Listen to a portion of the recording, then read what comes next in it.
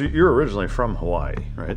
Born and raised on the Big Island in Hilo. I'm a constitutional sheriff. I believe in the Constitution. I will fight for your right to come out and peaceably assemble and put your voice out there. But at the same time, if you cross the line, we're going to hold you accountable. These protests that you're seeing now in the streets against Elon, against Tesla. Elon Musk has become the whipping boy because they can't get anything to stick on President Trump. So what do? Let's find this next guy. If you continue to let people run amok, then you're going to have trouble. Listen, the government is giving people that are coming to this country illegally, they're giving them a cell phone, they're giving them plane ticket to wherever they want to go, and they're giving them a gift card of $5,000. Oh my gosh, the media lost their mind. Everybody said I was lying.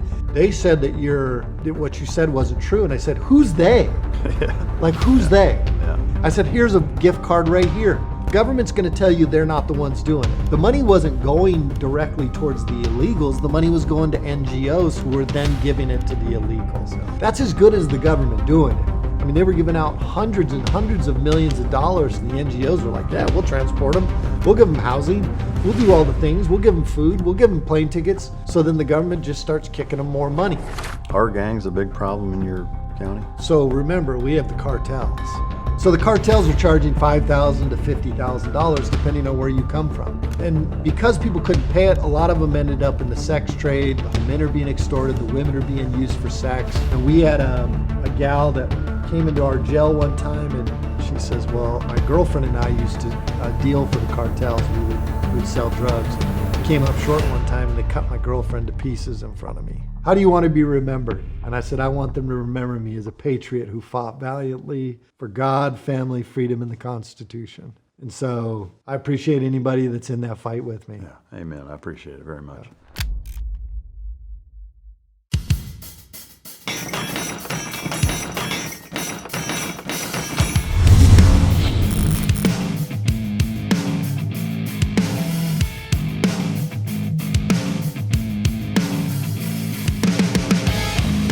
Ladies and gentlemen, as always, it's both an honor and a pleasure to welcome my next guest to the podcast. He spent over 20 years in law enforcement. He's won numerous accolades, which we'll get into. He's the Sheriff of Pinal County, Arizona from 2017 to 2024. He's the founder of the American Sheriff Foundation and the author of 2 American Sheriff books. Ladies and gentlemen, welcome to the stage, America's Sheriff, Sheriff Mark Lamb. Thanks for having me, Mike. Is it kind of like a former military officer, like once they get to 05 or whatever, like everybody still calls you sheriff or like Mr. President or commander so and so? Is that pretty common? It's pretty common. I get everybody asking me now, like, what? I still want to call you sheriff. Yeah. I said you can. Yeah. I mean, I call guys that haven't been sheriff for 20 years. We still call them sheriff. Yeah. So it's kind of. I think it's cool. I think it's a good nod and a respectful way to honor the amount of time. I just have to add the RET now at the end. Yeah. Credentials wise, though, that's important, right? You still get to pack wherever you go. Yes, I just got my LEOSA, which is the law enforcement something, which allows you to carry concealed in all 50 states. Oh wow! So it's kind of nice. I do miss flying armed though. Yeah. So typically I would fly armed and have my gun with me, but now I got to do it like a regular citizen. Yeah. I will say, and I'm sure it's intended, but that prevents me from traveling with a gun quite a bit. It's got to be something where I'm going to a big city and going to spend more than a day or two there or whatever, and feel like I really need to bring one to go through that hassle, because the special services check in and the showing your ID and waiting an extra half hour after the baggage comes through and all that. Man, what a nightmare! But what's the last full book that you've read? Full book? I just finished one up today. I finished up, again, it's my favorite one. I read it all the time, which is As a Man Thinketh. Oh, yeah. I'm currently reading Chaos. Oh, okay. Which is about Charles Manson, CIA, and all that stuff. Yeah, that's probably but I just finished another one. I finished Mastering Fear. Oh, okay. Is that by Brandon Webb. Oh yeah.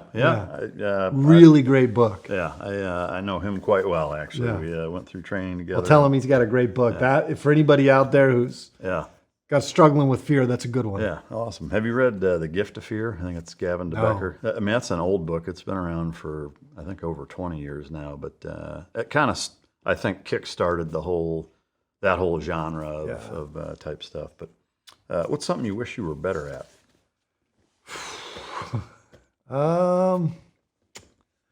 Look, I see people and they do so much for other people. And, when we get busy, you get into this whole, I'm trying to accomplish this. And sometimes you get reminded, like, you should spend a little bit more time thinking of other people. So Yeah. I think the one thing I wish I was better at the current stage of my life is checking in on people, making sure, doing a little bit more service, which I've always been pretty service minded, but lately that's what I've been feeling. Yeah. I think, to that point, no matter how busy you get, now there is, I think, a happy medium of the whole adage of, if your cup isn't full, it's hard to pour into somebody else's. But I think even that is a little bit relative, and I think, the benefits and kind of the character development and the perspective and appreciation that you gain from helping other people and being, I think, cognizant of that regularly is hard to quantify how important it is and how beneficial it is. Well, and I think true happiness is when you're serving other people. For sure, yeah. When you find a way, whether it's your wife, your kids, you're finding a way to serve your neighbors. I mean, there's a lot of people that, that have gone through some really tough times or currently going through tough times. Yeah. And I think something as simple as a reach out can make a world of difference. So, but it truly makes, it's a good path to happiness. Yeah. I couldn't agree more. If time travel were possible, when and where would you go? Back to the cowboy days. Yeah. Probably back to the between 1850, 1880, when you could settle scores in the street. When you look, I'm a big guy. I love guns. Love carrying a gun. I think that was the time where men and America was being really created and founded, and I think if I were to go back, I'd probably go back to that time. Would you go like full Wyatt Earp and want to be a sheriff in a small western town like that? Or here's the thing about cops: we could either be bad guys or good guys. The line is pretty thin between bad guys and good guys. Great cops would make great bad guys too. Yeah, so it's the exact same with special operations guys. It's like you have to have a similar mindset. And I'd like to think that I'd be the white hat guy. Instead of let's go ahead with that. Yeah. I'll be the good guy. I'll be the sheriff, the marshal, whatever. Yeah. Do you have a favorite Western movie? I mean, Tombstone's hard to beat, but Young Guns is right up there too. Tombstone, Young Guns. I love the old Josie Wells, Outlaw Josie Wells. Yeah. Unforgiven is a good one. It's overlooked because it's pretty slow. Yeah. But the last few minutes of it make up for it. Yeah. But I'm a huge Western fan. We used to watch all those Westerns. They Call Me Trinity, all those ones. That's awesome. Do you have a favorite quote? I have a lot. I'm always, I think one that I think is really good for if you're wanting to do something in life is Aristotle's, which is the only way to avoid criticism is to do nothing, say nothing, or be nothing. Yeah. And I'll probably share a few more quotes throughout this, but that's one of the ones I like right now because it's truly like, if you're going to be somebody or do anything in this life, you're going to get criticism. Oh yeah. Yeah. I mean, it's, and I think there's, two sides of that. It's weird being from a special operations community where, especially when you're on active duty, nobody really knows who you are. Very close family and friends know what you do, but that's about it. And so there really isn't a lot. I can't really think of anything other than in law enforcement if you're undercover or in some sort of SWAT or special unit or something like that, where that's the case, where you can have a pretty huge impact in that regard, standing for something and from a big picture principle and moral standpoint, be pretty steadfast, yet not really get a lot of criticism because nobody knows who you are. The second you step out of that shadow, then holy shit, it's game on, which I'm sure, Look, I was one of the biggest opponents of COVID. Yeah. I was very vocal. Cool. I wasn't doing the lockdowns, the masks, the vaccines. Yeah. And it wasn't cool. Like I was the only sheriff and then one other sheriff jumped on board with me. Second Amendment stuff. You're doing it when it's not cool to do it. Yeah. And well, that's tough. Hey guys, I wanted to take a minute to tell you about the Mic Drop Patreon, where you can get the real mic drop experience the way it's meant to be seen. You get completely uncensored, unfiltered, and uncut episodes with nothing held back, just raw, real conversations directly from me to you, without YouTube censorship. Plus, you'll see it days before anyone else, with early premieres and exclusive bonus content that you won't find anywhere else. You get behind-the-scenes access to the show, including pre- and post-show footage, with me and the guest both in studio and on location, depending on what the guest is into and what we have going on. On top of that, we've got tons of Patreon-only perks, mic drop swag, access to exclusive merch, and the chance to submit your questions to be asked at the end of every episode. You'll also get a sneak peek at our upcoming guests, so you'll know who's in the studio weeks before anyone else. We're constantly releasing new features and dropping new content based on what you want to see. For our top tier members, you get the same Mic Drop Challenge coin that all of my guests receive from the upcoming show, which will never ever be for sale. We've got quarterly merch that's sent out directly to you, a monthly Zoom call with me where we talk about whatever you guys want to talk about, and an active group chat where we all shoot the shit on a daily basis. All of that for just a few bucks a month to support the show. Right now, we're also offering a 10% discount off an annual subscription, which means that you get more than a free month. I want to say thank you to everyone who has already signed up. Your support means that we get to keep bringing you the content that you love. So if you haven't yet, hit the link in the description or go to patreon.com/micdrop and join the team. I'll see you guys in there. Thank you. Since the Civil War, dogs have stood alongside our military, proving to be indispensable partners. Our military prioritized ensuring proper canine nutrition for optimal performance, recognizing its vital role in mission success. Team Dog embodies that standard, offering science-based, customizable meal plans tailored to your dog's unique needs. Developed by a former Navy SEAL and canine trainer, Team Dog Food ensures the highest quality nutrition for our canine companions. Improve your dog's well-being. Be your dog's hero with Team Dog. Yeah, I mean, that's the thing, like, especially with, Hollywood folks or even a lot of politicians that, the things that they're, passionate about are things that everybody else is screaming. And it's like, there's nothing brave about jumping on a fucking bandwagon when everybody else is screaming the same thing. Anybody can do that. Yeah, it's not fighting the system if everybody's fighting it, but. Well, and you'll truly find out who you are if you're willing to stand up for something. And yeah. Because it's usually, I mean, look, only a tiny percentage of people that are actually willing to, they believe it, they think the way you do, but how many people are willing to use all of their reputation, everything all put it on the line to speak common sense and to speak truth? Yeah, and I think, that whole, like I would call it your personal constitution, of where you draw the line and where you're willing to say no, and I'm not budging on this. Like I will put everything I am and everything I have on one singular thing that's not popular. I couldn't agree more. I mean, like you see people fold, especially in politics, I think, to that all the time. Not always. I mean, there's certainly people. I think even what's happening right now, say with the tariffs, is a good example. I mean, there's no question in my mind Trump is getting pressure from everywhere on that. And you see the stock market, losing 1,000+ points in a single day. And, I have no doubt that a lot of people are trying to bend his ear saying, hey, put a 90-day wait on it or, whatever. And to, or maybe even the same thing with Elon Musk, like he didn't have to do any of that. No. Like he was everybody's fucking hero until about 3 months ago.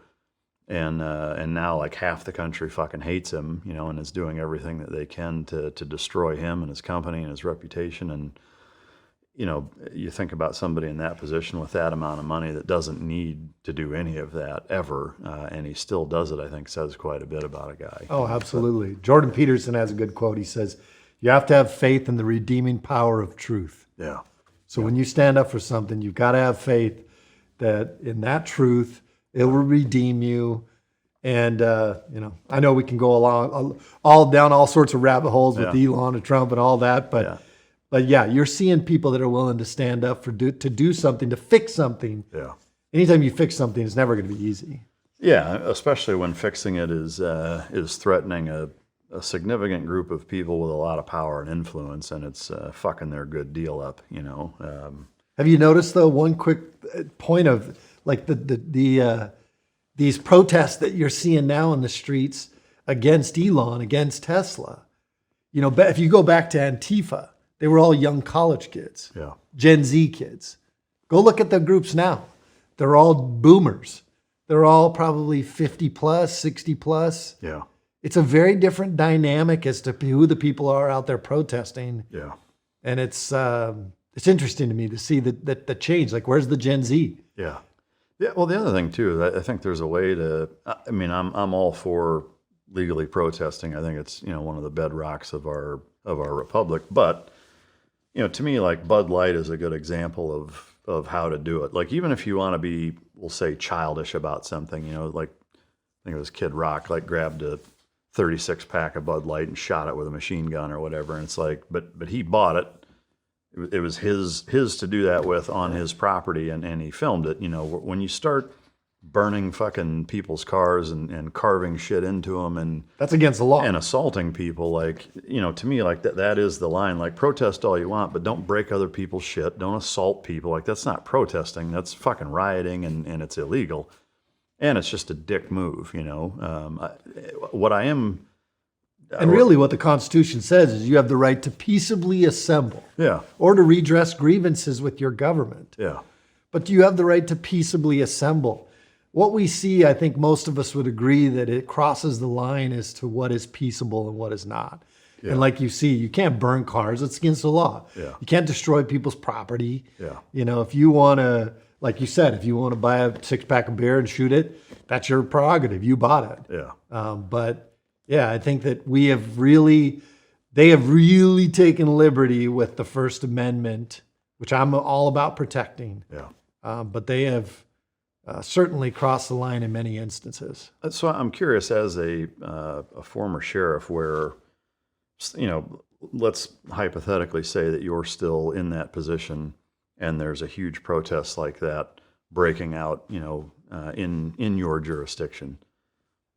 Like, what kind of talk and preparatory instructions would you give your department to handle situations like that? Like, do you put red lines in place? Like, can you walk us through how that would go? Absolutely. Like, when you go back to what happened in Minnesota, you know, and then you saw all these riots and different things. And we had one of the local cities in our county call us, and they're like, hey, we heard there's going to be a protest here and a potential riot here in this city. We were wondering if maybe you guys could come help us. And we said to them, absolutely, but we will not tolerate anybody getting out of line. And they said, well, we'll call you if we need you. Yeah. Look, justice is a very distinct line. Like, it's lined out in all of the, each state has their laws that their different legislatures have passed. And it tells you all the elements of the crime. And so what we would tell people is, look, they have the right to peaceably assemble, encourage them to do it peaceably. If they get out of line, we're stopping it right away. Yeah. You know, the problem is it's like an unruly child. If you continue to let that child go on and year after year where you never put any discipline measures in place, that child's going to be a menace. Yeah. Or likely to be a menace unless by God's grace, he has good nature no matter what kind of parenting he got. Yeah. But the reality is if you continue to let people run amok without putting them in check in some way, then you're going to have trouble. And it's harder to get them back in line than if you would have just kept them in line all along. And so I'm a constitutional sheriff. I believe in the Constitution. I will fight for your right to come out and peaceably assemble and put your voice out there. But at the same time, if you cross the line of what is legal and what is not legal, we're going to hold you accountable. Yeah. In that holding people accountable piece, do you ever run into issues where, and I mean, I've been in the position not from a law enforcement standpoint, but from, you know, kind of an anti-terrorism standpoint, where, you know, your guys on the ground after being, you know, spit on and yelled at, and that envelope being pushed over and over and over, and then that line gets crossed. Like, how do you maintain the sense of kind of almost civility and decorum from the law enforcement side? Because when you're amped up, I mean, you see it, and believe me, I'm not putting law enforcement as a collective in this group because they're such isolated incidents. But the cop that's pissed off, whether it's a guy riding a motorcycle fast or somebody that ran from a stop or whatever, and once they get caught, those guys kind of doing the street justice thing and letting them have it a little bit. Like, do you give guidance on stuff like that, like, or are you kind of... All that stuff starts long before the incident ever occurs. That starts the day they graduate from the academy. It actually starts when we interview them. They say, what do you expect from me? I expect you to protect the constitutional rights of our citizens. I expect you to treat people fairly. And I expect you that if they get out of line, unfortunately, we will hold them accountable. Yeah. That's what I expect from you. And then when they graduate, we give them a pocket constitution. Here's the Constitution. Here's the guidelines. We want you to do what is right. Yeah. Sometimes what is right may not always agree with, I pull a mom over with 5 kids in her car and she has a suspended license. Is the right thing to take her to jail or to, tow her car? Yeah. May not be. What we did is we encouraged our guys to do the best they could to enforce the law, but always remembering that we were dealing with people. Yeah. And the other things we started doing was we did things on social media. If you go look at all the Facebook followers in the country for any law enforcement agency, when I first started off, we were way down the list.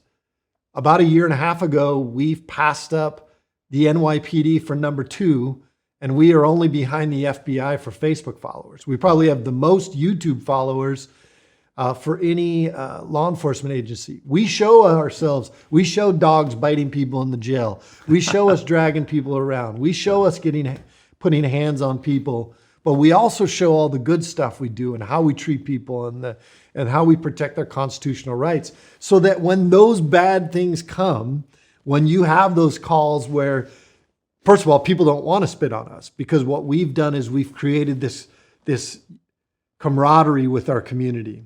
Yeah. You still get your outliners that are hate cops, or whatever. They don't want to be held accountable. You'll still get those where they drink too much or they're high on meth or whatever. They may get out of line. But for the most part, people treated our deputies good. And it was because of the things that we did long before we ever showed up to their house or long before we pulled them over on a traffic stop. And I think most law enforcement agencies miss that. They don't utilize social media. They don't use their tools at their hand to develop a relationship. I always say it's like putting money in the bank account of trust. Yeah. You got to make small deposits every day and showcase all the good things you do, because those withdrawals will come, and those withdrawals are heavy. Yeah. And when those withdrawals come, you want to be able to cover that with the amount of deposits you put in. So I think it's such a great point, and I agree. It pains me to see the level of distrust in parts of the country with police. And the reality of it is, I think so few people really understand what true lawless anarchy looks like, and that's one thing that I'm very grateful of from having been in the military and seeing places where there legitimately is no real law enforcement, and it's kind of the Wild West, anything goes.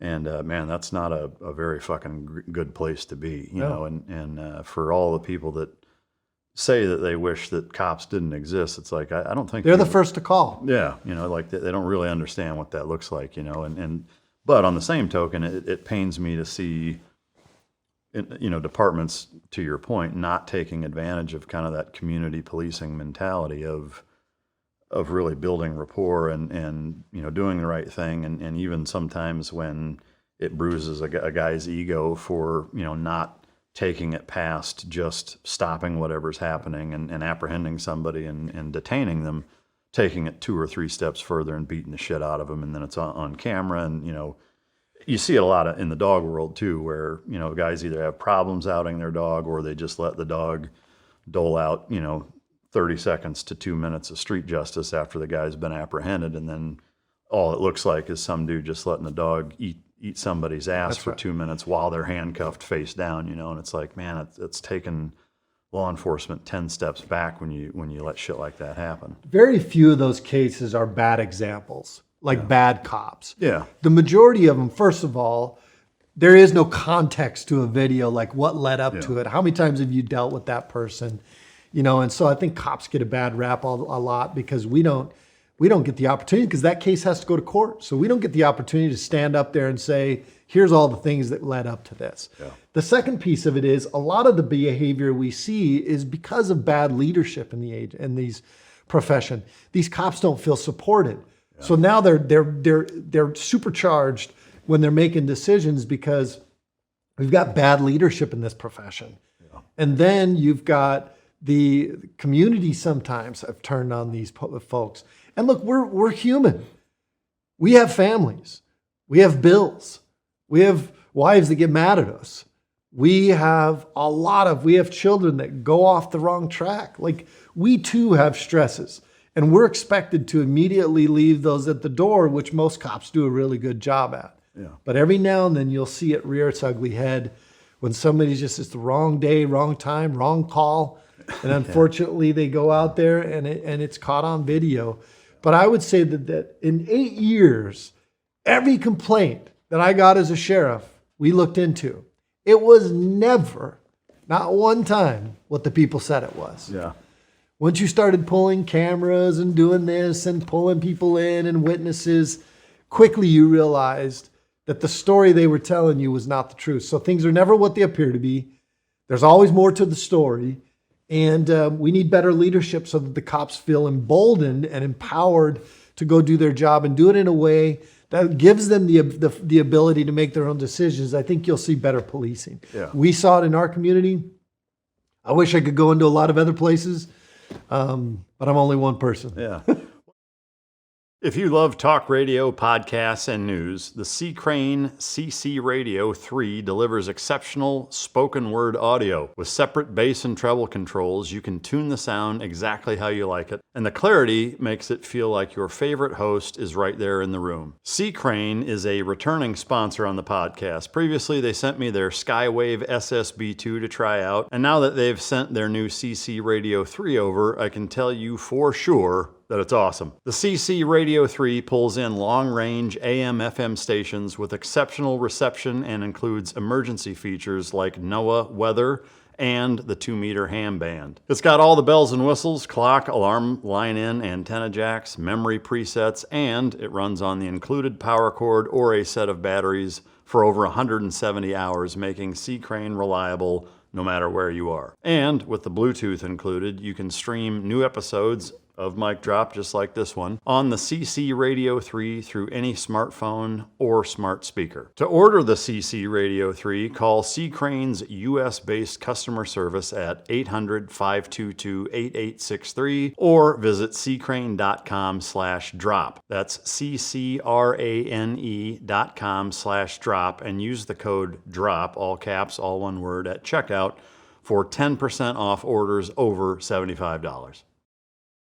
TrueWork is hell-bent on creating one of the most technical, high-performance workwear brands in the world. The TrueWork story begins in the Colorado mountains, where a trade worker knew there had to be a better solution than the wet, heavy gear that was weighing him down. That's where TrueWork was born. TrueWork was kind enough to send me their XL work pant and XL Whoopee vest for free so I could give you my honest opinion, and here it is. TrueWork is the real deal. I've worn other workwear in the past, and there's always something. Other brands, they're either not warm enough, they don't fit in the right places, or they take too long to dry after they get wet, but not TrueWork. They're flexible, ridiculously comfortable, warm, easy to clean, and durable too. That's because every TrueWork product is engineered for maximum comfort, protection, and efficiency, with minimum bulk or extra weight. Denim and cotton canvas haven't changed much over the last 200 years. TrueWork upgrades traditional classics by using the same fabrics worn by elite outdoor athletes. Soft, stretchy,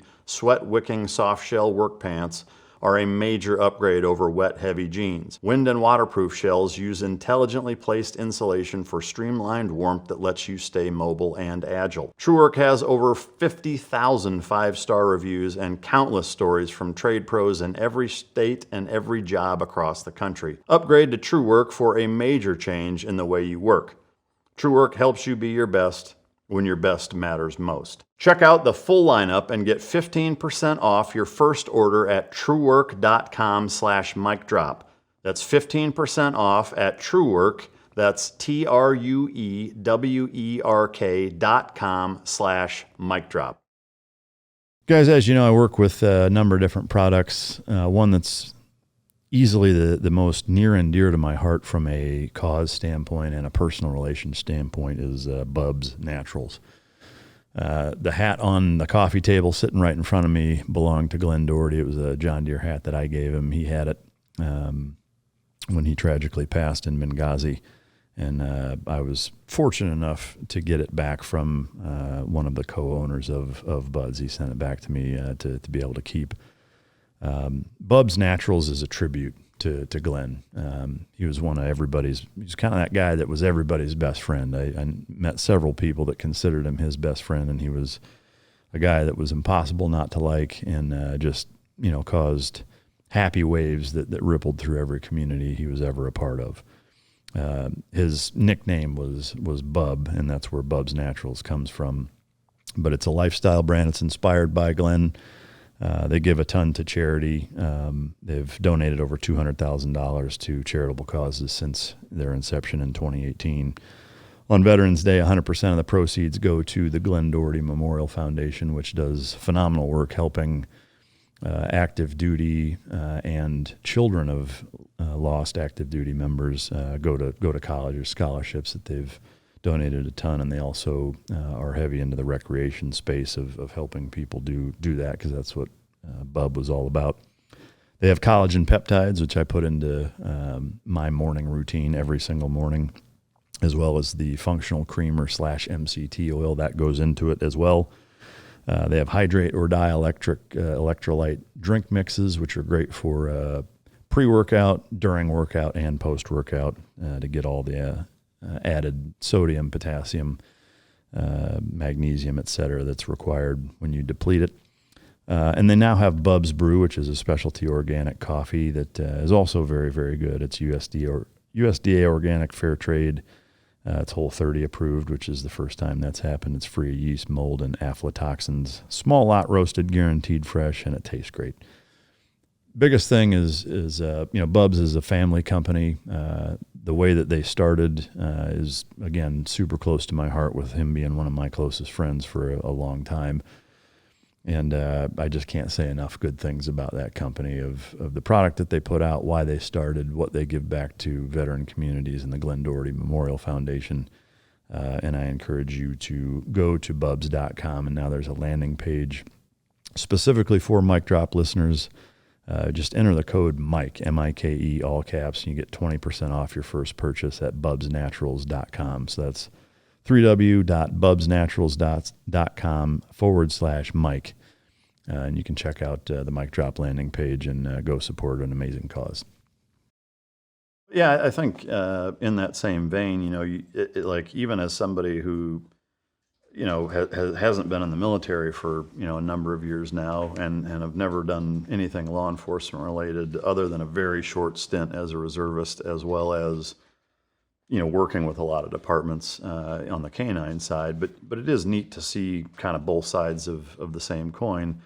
But I also noticed, and this is even just working within the scope of augmenting or consulting law enforcement, is the disparity between sheriff's departments and police departments.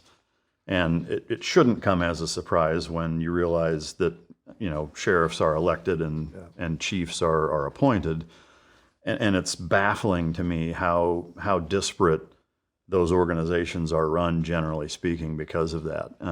There's such a caliber and consistency of how law enforcement is enforced from sheriff's, I guess, what would you call it, a department, or offices? Sheriff's offices and police departments. I'll tell you why it's a key distinction, is because the office acknowledges the fact that you're an elected official. Yeah. A department isn't. There's the, Parks and Rec department and, Public Works department. Those are departments. They're not led by elected officials. Yeah.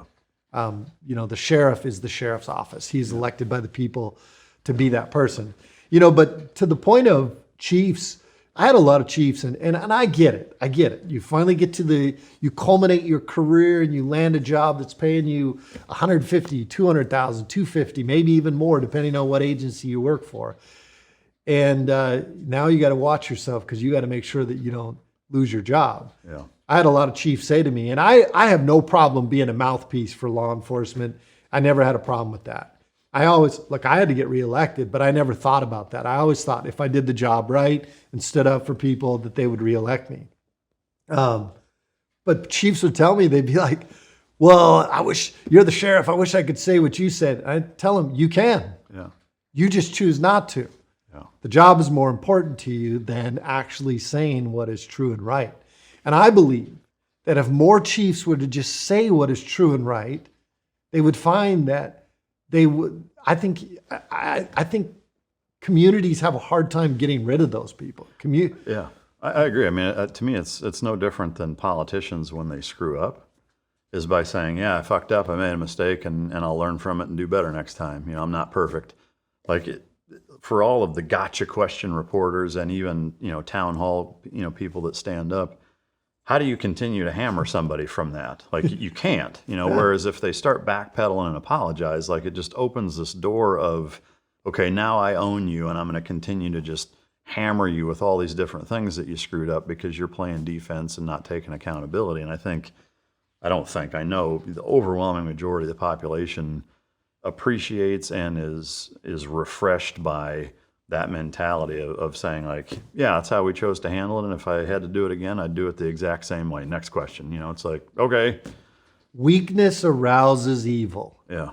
The second you show weakness, they're going to pounce on you. Yeah. You can't paint a red thing with sheep's blood above your door and expect them to pass you by. Yeah. I love that. What you need to do is if they reach into your cage, you bite them so that they have zero desire to reach back in your cage again. Yeah. And that's what I found that if you were forthright and honest, but confident in what you were doing and the mission you were on, that there's plenty of other weaker targets out there. Yeah. They're going to go find that weak target at the back of the herd and take them down. Wolves don't like hunting other wolves. They like to hunt, you know, sheep. Yeah. And so I've always said, if you truly wanted to keep them from, you know, if you wanted what is it from the Bible, the plague to pass you by, stand at your doorstep and make sure that they know that if they come in, you're going to bite them. Yeah, that's awesome. I love that quote. Weakness arouses evil. Yeah, that's great. EDC wise, obviously you're a big gun guy and you carry. Do you have a favorite carry gun? So I've been carrying a Glock 34. I carried a Glock 35 when I was in SWAT. Then we switched to the 9 when I went to the sheriff's office. And so I've been carrying a Glock 34. If anybody doesn't know, that's the long slide. You know, I'm like, if you're going to be in a gunfight, you may as well have every advantage you can have. Yeah. And that's what I carry, concealed everything. Yeah. I carry that long slide. Yeah. Even like running shorts, walking a dog kind of thing, you're still taking that? You're not doing like the backup gun little I almost always. gun. Now, when I did Sean Ryan's show, 6 Hour, and Sean Ryan gave me a 365 macro. Yeah. And so I will carry that one occasionally. But for the most part, I carry that full-size Glock. Yeah. Do you trick it out at all? Like, is there any... I've got a Trigicon on it. Yeah. But I'm actually, believe it or not, the gun that I really like, that I'm probably going to start switching to, is my Walther PDP. Really? I love it. Shoots good, nice trigger. I did a Combat Handguns magazine years ago before the Walther released the PDP, and it was about the PDP. And so the Walther sent me a PDP, and I've had it for a few years. But the more I shoot it, the more I like it. And now that I'm not the sheriff anymore, I may switch, but I've been a Glock 34 guy forever. Yeah.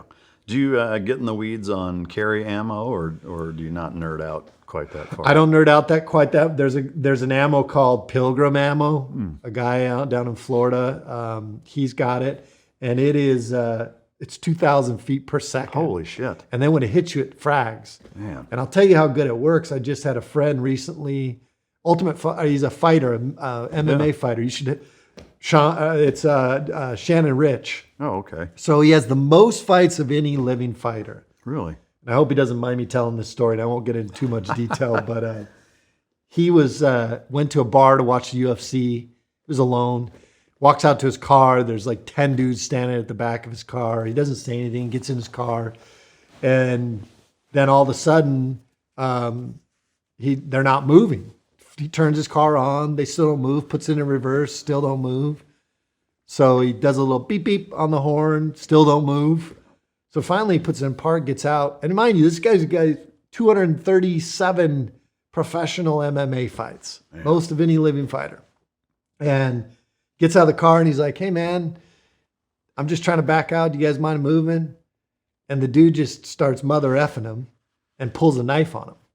And so they start doing the do-si-do around the car, and finally he gets enough distance to where he opens his door, grabs his gun out of the car door. And I asked him later on, I was like, "How close was this guy to you?" And he's like, "Oh, feet, like 3 feet." I was like, "Man, it was way too close." But anyway, backs up about 40 feet. And the reason I'm telling this whole story is because he had this Pilgrim ammo in it. And finally, he's got his gun down his side. "Hey, man, come on, put the knife down." Then eventually he puts the gun up, and the guy makes one lunge towards him, and he shoots him, and he hits him right in the neck. But the bullet does not go through. Hits him in the neck, and it frags, even though it's a 2,000 per foot, feet per second round. It hit him in the neck and fragged and dropped that guy and killed the guy right there. Wow. So, I mean, is it technically frangible ammo, or is it? No, it's not frangible ammo, but... So I guess the one concern, or I guess I'm curious, do you know if they've done any ballistics testing, like through auto glass and through doors and shit like that? Will it? So it's funny that you should mention that, because I went to a company that one day they invited me out to test it on bulletproof door panels and bulletproof glass. And we shot a ton of rounds through it, and none of them made it through. And then I said, "Can I shoot it with this round?"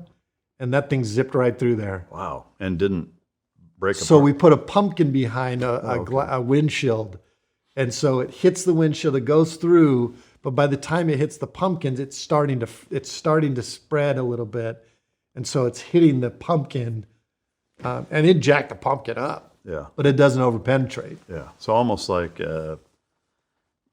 almost somewhere in between bird shot and buckshot almost.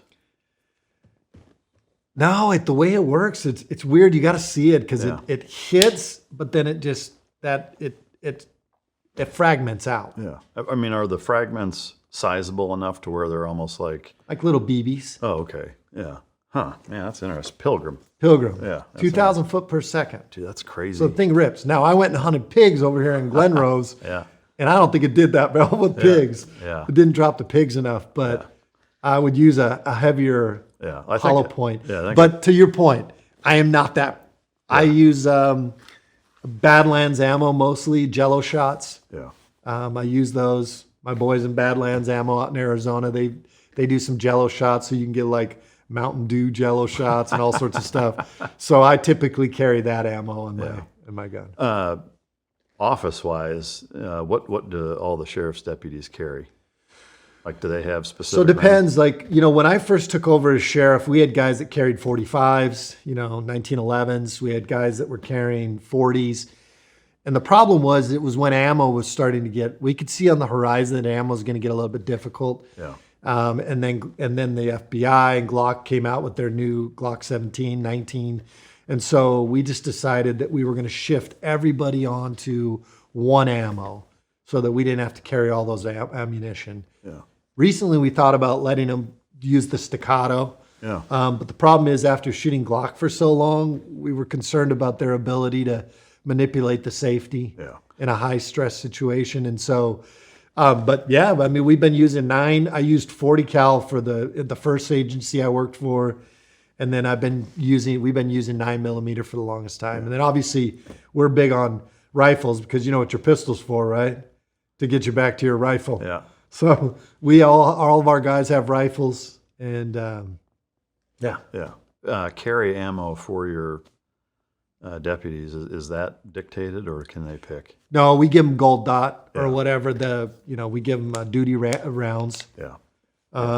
Same with the rifle. We've got a duty round, except for the sheriff. Yeah.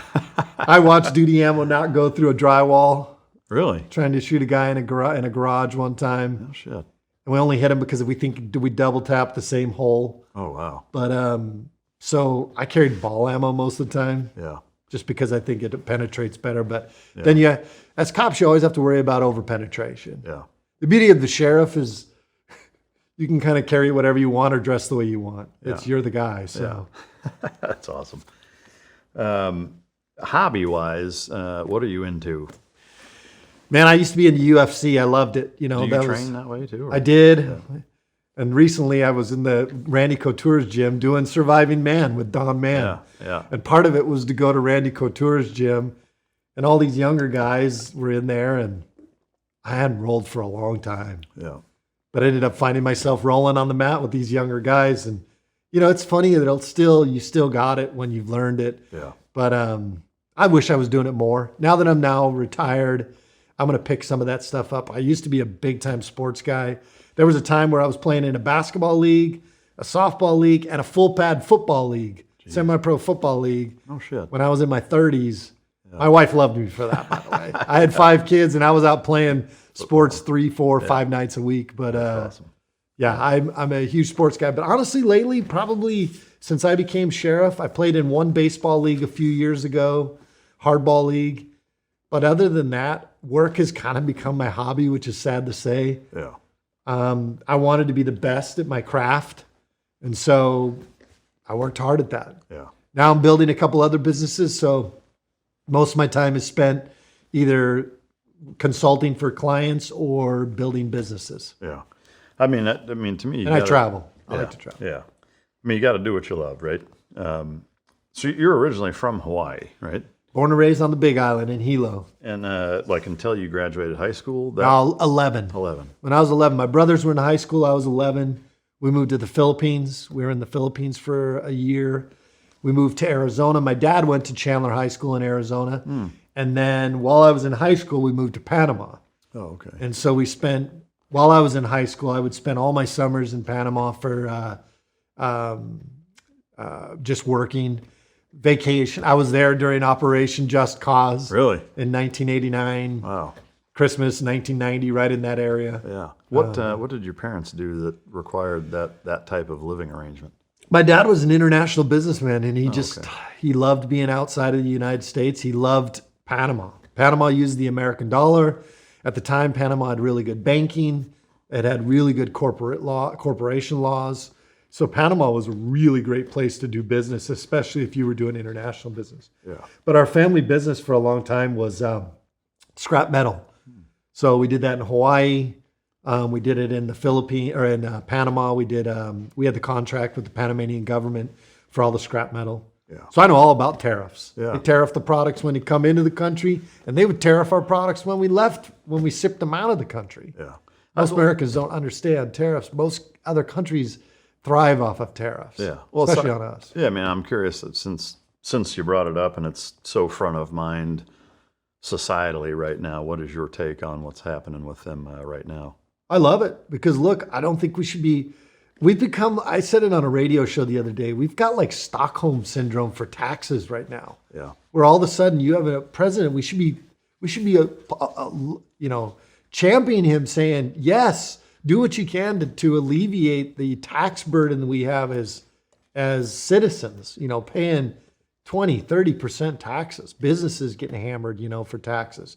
We should do everything we can to reduce or eliminate income tax. We get taxed when we make the money, when we spend the money, everything, we get taxed over and over and over again. Yeah. Tariffs was the way that we used to have our money back when the country was originally there. What most Americans don't realize, and Trump put it out there, President Trump put it out there on that list, every country charges us tariffs. Yeah. And now all we're saying is we're going to charge a fraction of what they're charging back to them. And Americans, for some reason, are more pro-other country than they are pro-America. I mean, do you think it's really that, or it's just that they hate him so much and they're so sour that their guy lost? That's the majority of it. They're so angry. They have so much hate for President Trump, but they can't get it to stick on him. So who's become the new whipping boy? Elon. Yeah. Elon Musk has become the whipping boy because they can't get anything to stick on President Trump. So what do? Let's find this next guy. Yeah. Look, I applaud them for going through and doing the books for the government. I think I'm like most Americans. I'm not content with you going through the books. I want you to start arresting some people for fraud, Agreed. for government corruption, not low-level people. You know, right now we hear a lot of arrests going on, which I love, for TDA gangsters, MS-13. How about we arrest some of these people that were stealing millions, if not billions of dollars from the American people? I agree. I mean, my hope is that they actually do that. So far, obviously a lot has been uncovered, but to me, that's step one. You know, there's several other steps that have to take place. And I'm similarly dumbfounded at, you know, it's one thing to not like a politician and be upset that they beat the candidate that you voted for. But when something like that comes out of their actions afterward, like to continue to just say, no, that's wrong, to me is baffling. I mean, like I can't even begin to wrap my mind around it. I always try to put myself in other people's shoes and look at it from the other side. Even think about if I had to argue the other side, how would I view something? But the other side did argue all this. Yeah. They were for decades, you know. Yeah. Clinton, Obama. I mean, they were constantly talking about government spending and reducing government spending. And so I don't know what shifted. I love your book, and I'm looking forward to reading it because I, like you, try to have an open-minded conversation, but I'm also a common sense guy. Like, well, yeah, that's what I mean, I guess, is even putting myself in those shoes of saying, okay, like if you put the shoe on the other foot, if Kamala had won and she was doing all of this, like I would still be for it. I would too. I would say, hey, there's something we can agree on, you know? Like I don't understand why it's that difficult. Like the level of childishness, you know, that exists with a particular faction of our society is baffling. But that's where you know you struck a chord. Like that's where you know you touched a nerve. You hit the epicenter of where they get their money from. Yeah. These NGOs, these non-governmental organizations. Look, we've been dealing with it at the border, and I've been pleading and screaming from the rooftop about these NGOs. And now we see that the NGO corruption, the non-governmental organization corruption is much, much more deeper and much more vast than we thought.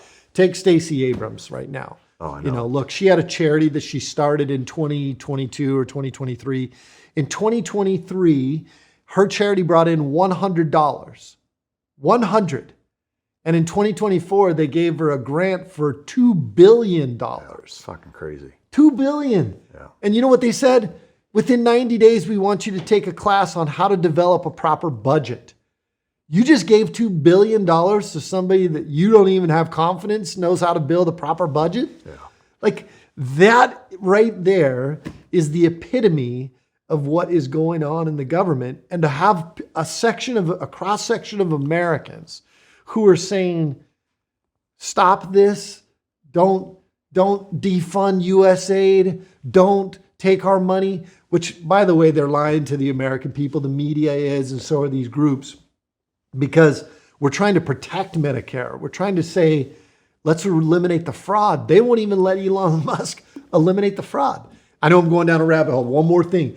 2.1 million people that are here illegally, they found voted, had social security numbers. 1.3 million of those people were collecting Medicare. Yeah. Many of them, well over 1.3 million, were collecting some form of government subsidization. And they're here illegally with illegal social security numbers. Yeah. I mean, again, Got me fired up. No, I mean, good. This is the place to do it. I mean, I try to understand, like, what is your justification for saying that that's okay? And it's like, there isn't any. I mean, it's hate and vitriol. Yeah. But it's hate and even vitriol. the NGO thing, too, though, to me, the irony is, like, it's such a contradiction. In its very name, it's non-governmental, yet the government is funding these NGOs that are set up by politicians. It's like, how is that even legal?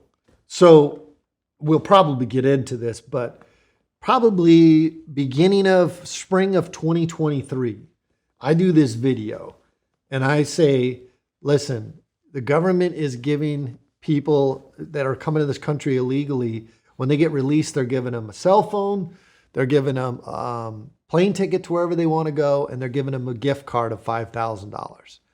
Oh my gosh, the media lost their mind. Everybody said I was lying. If you go on Verify right now, it still says that my information was untruthful.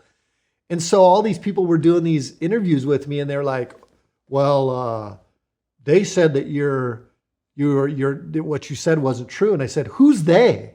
Yeah. Like, who's they? Yeah. I go, if they is the people in New York or in Washington, D.C. who've never stepped foot on the border in their life, the same people who are telling us that the border is secure, if that's the they you're referring to, trust me, they're lying to you. I said, here's a gift card right here that they give out. It wasn't 3 weeks later that the UN admitted that they had given $1.6 billion to NGOs for global migration, to bring people into this country. And what I would tell people is, look, the government's going to tell you they're not the ones doing it because they're giving the money to these NGOs, these non-governmental organizations. That's as good as the government doing it. I don't care if you give it to a charity and then the charity does it. You gave it to the charity with the purpose of that. And what they were doing was trafficking humans. Do you know what the gift card, cell phone, like that whole arrangement, do you know where that originated? Like who actually signed off on that being okay? Like, can that be traced back to somebody or a department? So the government had a problem because they were allowing so many people to come in here. So then the government said, look, if they all just sit there in Texas or Arizona, then Americans are going to figure out real quick this is a disaster. So they had to move people out. Look, for every bus that they are angry that Texas or Governor Abbott sent or Governor Ducey from Arizona, remember how angry they were saying they were busing people up? For every one bus that Texas sent or Arizona sent, they were sending at least 10 buses, the government was, through these NGOs. They knew they needed to spread out the problem throughout America or else Americans were going to figure it out. And they also wanted to push a lot of those into the red states. Look, if I lined 20 people up at the border and said, where are you going? Not a single one of them would say they were going to Arizona. They were all going to Alabama and Chicago and New York and all these different places. Montana. I mean, they were going everywhere, all across the country. And so the government, in order to do that, they needed to be able to subsidize these NGOs. And the NGOs were like, yeah, we'll transport them. We'll give them housing. We'll do all the things. We'll give them food. We'll give them plane tickets. So then the government just starts kicking them more money. Now most of that came out of the Shelter and Services Program through DHS. The Shelter and Services Program had given out like $700 million in 2023, 2024. I mean, they were giving out hundreds and hundreds of millions of dollars to these NGOs. But yeah, so even with that though, like, you know, every department within the United States government has a line item budget that's projected and it's approved and then awarded. Amounts of money that are that significant don't come from nowhere. So do you know if it was somebody or an entity within the Biden administration that was allocating additional funding to DHS or whoever to do USAID. USAID. You know, look, these USAID, you saw a lot of grants going out, but then there's no back end checking on where that money was spent. Yeah. USAID was an example of it. The DHS Shelter and Services Program. The money wasn't going directly towards the illegals. The money was going to NGOs who were then giving it to the illegals. Yeah. This is the problem I had with that ridiculous bipartisan bill they tried to shove down the Americans' throats in last year. First of all, I don't think the Democrats ever intended on having that bill pass. What they wanted to do was beat up the Republicans for killing the bill. They wanted to say Donald Trump killed this bill.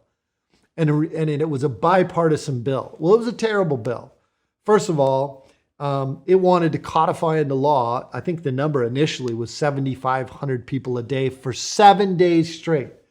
Unless you hit 7 days straight, they weren't going to change it. If you went 5 days at 7,500 and on the 6th day you went down to 6,000, that reset the clock. And then it was another 7 days. And so you were going to codify into law the ability to bring that amount of people in here. That was bad. The second thing that was bad is here we are, we got veterans on the streets, we got homeless people, we got Americans struggling to pay bills, and they wanted to give another $2 billion of our tax dollars to NGOs who were currently funding and aiding and abetting in the trafficking of human beings into this country. They also wanted to allocate $9 billion to the State Department which ultimately would have gone to the UN, but they were allocating it for what they said was global migration. So basically, we were going to send another $9 billion of our tax dollars globally so that we could fund people coming into this country through NGOs. So, I mean, and then they had another, like one of them was if you made it 75 miles off the border, you were safe. Well, that lands you right in my county. And so, I mean, I could go on and on. There was multiple things wrong with this bill. But then all you heard was, oh, they didn't want to pass this bipartisan bill.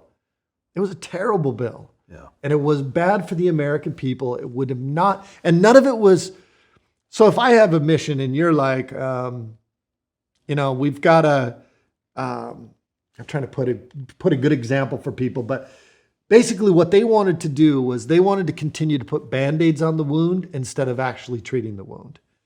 Instead of actually dealing with border security, they wanted to just continue to provide a Band-Aid for it all. Yeah. And so the bill was not designed to fix the problem. The other thing they said was, you don't want more Border Patrol agents. No, we absolutely do. But I'm a realist. If you want to hire 20,000 Border Patrol agents, you know when those 20,000 Border Patrol agents will hit the ground? 3 years from now. Yeah, like 3 years from now. Yeah. I'm not saying don't do it. I'm just saying don't mislead the American people to think that tomorrow you're going to have 5,000 more Border Patrol agents on the ground. Yeah. You're not. So, there was a lot of things, and I know I just went off on a tangent, but the border has been a disaster, and I think that's why it was the number one issue for Americans, because we were all being affected by it. So in that vein, one of the, we'll call it a trigger warning segment question that I have, with absolutely unlimited resources, discretion, there's no political blowback, there's no consequence, basically. How would you handle the border if you had absolute free reign, complete autonomy, could do whatever you wanted, and just you were tasked with, hey, figure the border out, fix it, and make America safe? How would you do it? Look, I don't want to sound like a fanboy, but we had already done it. So if you go back 4 years, we were having success in securing the border under President Trump's policies, despite the fact that government worked against him at every turn. And so one of the things I kept saying is, let's re-implement a lot of the same policies, the Remain in Mexico program. One of the things we need to establish are more safe third country acts. So for anybody that's listening, a safe third country act would be, you have an agreement with another country that says if somebody claiming asylum comes to your country first, that is a safe country. They need to claim asylum there. We don't have a safe third country agreement with Mexico. So when they came to Mexico, most of these people, that wasn't even the second country they got to, or the third. They had been to many other countries they could have stopped at. But let's say they get to Mexico. We had no agreement in place to say, you're safe, wait there until we hear your asylum claim. And in essence, Mexico should have heard the asylum claim, and they could claim asylum in Mexico. So Remain in Mexico, safe third country. I would fly my helicopter along the border. We could go for 150 miles, 200 miles, and we wouldn't see a single Border Patrol agent or a single MSC truck, which are like the trucks that have the radars on them. So we wouldn't see any of that. So how are you going to secure your border if you don't even have Border Patrol out there on the border? Yeah. And so you got to get the Border Patrol back doing their job, which is what they're doing. They can't be glorified babysitters. The CBP One app, you had to scrap that. I'm glad they did. That was one of the first things that needed to go, and it did go. You've got to continue to build the wall. The majority of these people were walking through gaps in the wall where they were left, like the wall's built and bam, there's a 5-foot gap in the wall. And they push them right through there. Or where the wall ends, they just walk right around it. Yeah. So you got to complete the wall. The wall's not the end all be all, but it certainly is a very valuable piece. Yeah. You've got to continue to engage your local partners, your sheriff's offices, your police departments that are along the border. Stone Garden funding, I would increase the Stone Garden funding. I would bolster up big time what's on the northern border. Yeah. Even though the northern border is only getting a fraction of the people coming in, maybe 10,000. At the time, I think at the height of it was like 10,000 a month, where that the other part was the southern border was getting 160,000 a month. Yeah. But that is where you have to ask yourself, who does Canada let in? These are going to be people coming from a lot of special interest countries that we are not friendly with right now, coming from Iran, coming from all these other countries. You've got to figure, because that's where most of the terrorists that have been on the terrorist watch list have been caught on the northern border. Right. And so you've got to bolster up the northern border as well. And then you've got to push, and right now should be the time where you have the president of one party, you have Congress and Senate that are all of one party. So right now should be the time that you put some common sense immigration and immigration reform. So there's border security that can be affected through executive orders, which President Trump is doing. We're seeing those numbers drop to 7,000. I would expect a month. I would expect those will drop even lower over time. The messaging has to be consistent with your actions. So basically, if you're going to say that you're going to hold people accountable, you better hold them accountable. And they've been doing that. Yeah. And then you've got the legislative piece. You've got to push them to pass common sense legislation for those people who would be beneficial to our country to come here. I mean, look, my nephew married a girl from Panama. It was like pulling teeth to get her into this country after COVID. And she's married to an American with American children born in America. Yeah. And you shouldn't be having those situations. So anyway, I just kind of rambled on, but yeah, no, going back to the Trump era policies, the first time has been what's successful now. Yeah, no, I don't disagree. To me, so many of the principles are not that complicated, and I would agree are pretty common sense. The two things that I would say kind of struggle with, or I'm curious, there's not such a clear-cut right answer for that I'm curious to get your take. Number one is the existing people who are here.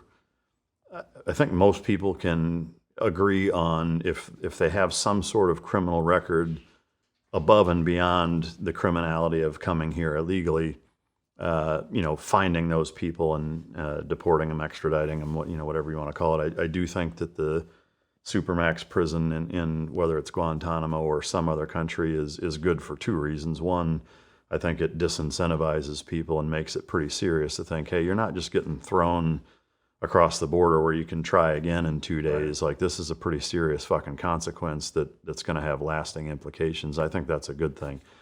But I am curious for the tens of millions of people who the one criminal act that they have against them is they came here illegally. Again, no resources, no repercussions. Do you launch a program to find every one of those people and try to kick them out of the country, or do you think that there's a happy medium path to citizenship of some kind? I don't know that you create a path to citizenship, but I think, first of all, if you broke the law, you have to be held accountable. Like, you and I don't get to break the law and then down the road they go, hey, we're going to forget that you don't worry about it. Yeah. You broke the law. So I'm a law guy, I'm a justice guy. So as good as they may be, you can't just wave a flag and say, hey, we're going to forget that you broke the law. Not only did many of those break the law, a lot of these good people that they're referred to, because they really don't have any ability to go work, they're making money under the table, they're not paying taxes. So the rest of us would go to jail if we didn't pay our taxes or if we scrimped on our taxes. And a lot of them are taking Medicare, they're taking WIC, they're taking access from states. It is costing us a tremendous amount of money. By default, that is fraud because you're not an American. So the way you're getting that. So even the good people that I know are still, many of them are committing fraud at the minimum. Yeah. That's not everybody, but it is a far greater percentage of people that are actually committing crimes in this country. But I'm also a realist. Like, you have, I think by conservative estimates, anywhere between 30 to 50 million people, it could be more than that, who are in this country. I'm not saying they all came into the last 4 years, but decades of bad border protection and bad immigration law has created this huge mess. And so Congress and Senate are going to have to figure out how they clean that up. Yeah. Do you have an idea or a recommendation on how you do that? Look, I'm going to give you a concept, and there's going to be tons of people that'll watch this that are going to be like, oh, I hate this guy. Why did he say that? So when you talk about the cartels, so the cartels take, and I'm talking more about people coming here, okay? Not really the people that are here, but you could probably apply the same principle. So currently, I think we only give out like 60,000 visas a year, 200,000. It's a low number in comparison to with what you think we would have. So the cartels are charging $5,000 to $50,000 depending on where you come from. But at the minimum, they're probably charging $5,000, and that number has probably gone up now that it's gotten harder to come across the border. So and because people couldn't pay it, a lot of them ended up in the sex trade, hard labor, being extorted by the cartels. The men are being extorted, the women are being used for sex. So it created a real problem there too. And what the other problem that it created is we gave cartels a tremendous amount of power over the last 4 years. Why? Because they went from making $500 million a year to $13 billion a year. And most of that was on human beings. And what they were doing was, before, when a cartel would make money, they would bring in a kilo of cocaine or a kilo of 100 pounds of marijuana. And now I got to get it across the border. I got to ship it to a location. Let's say I ship it to Alabama. And now I got to find a street drug dealer that will sell it for me. Now I got to collect the money and get the money back to Mexico. There's a lot of money output before you get your money back. And that's how the cartels were getting their money. And some human stuff. You just changed the game where now you had people showing up with $5,000, $7,000, $10,000 in their hands saying, please take me across the border. And so the cartels had this cash is king. And all of a sudden they had a ton of it. They were able to buy weapons, huge armies, pay American citizens to transport humans, to transport drugs. They were paying 14-year-old kids, 15-year-old kids in Arizona $1,000 a body to drive people from the border to Phoenix. Wow. I mean, the money that they had to be able to expand their transnational criminal organizations, which, by the way, they're not just in Mexico, they're in 54 different countries. So they've been able to expand their operations globally. And it's because we gave them all that cash. Why didn't we take the money and say, okay, we'll take $5,000 or $7,000 and we're going to fingerprint you. We're going to take your DNA. We're going to take your iris scan. And if you do not pay your taxes in the first year you're here, or you commit any crime, even if it's, spitting on the sidewalk, we're going to remove you from this country. Yeah. Not only would you weaken the cartel because that money now goes into the government, you would also create a database for those people who have come into this country. And every year they would update their visa. You got to do, something like that would make more sense to the American people, because if I'm a employer down along the border and I run, I've got fields that need to be tended to, or I want to build houses and I need crews, I could then say, okay, I'll pay $30,000 to bring some people here and sponsor them, and I'm responsible for them too. And they come here and that way they pay taxes. Back when, and I know I'm spitting out a lot of information to you. Oh, it's great. But back when President Trump wanted to build the wall, his first term, if you remember, I think he asked for $5 billion to build the wall. During that time, they estimated that we were losing, from the people that were in this country illegally, over $130 billion a year in lost tax revenue from people making money under the table. And then obviously also creating a hole in our economy by sending that money back to their respective countries. So there was another negative about it. Oftentimes people don't talk about the economical impact that illegals have in this country. A lot of it is, you and I pay taxes. But how is it they break the law and then they also come in and they don't pay taxes and they get to take the benefits from the country? Yeah. And so I think there's a lot of cleanup to do it. I got to be honest with you, Mike. I don't know that I have the exact answer. But in the meantime, as long as it's the law that says you can't come here illegally, then that's what I have to stand up for, is to say, we got to hold you accountable because you broke the law. Yeah, no, I don't disagree at all with that.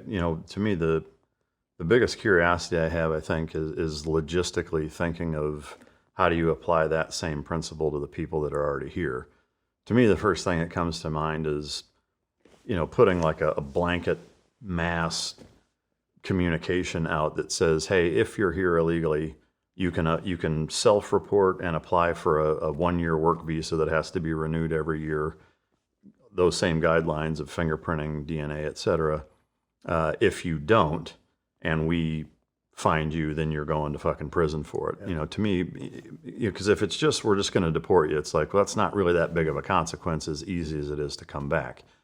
So to me, if you draw that line and saying like, hey, you do the right thing, and if you self-report, hey, there's going to be a penalty because you came here illegally, that'll be taxed or something like that. Like your tax rate will be higher for the first year, 2 year, 3, whatever it is.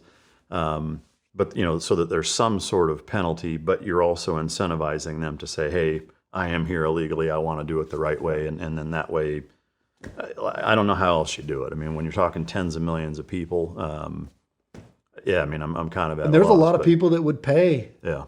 They would pay for like here's a temporary an initial fine visa to be here, or pay a fine. Yeah. For example, in Panama, when you overstayed your visa in Panama, you had to get something called a pase salvo.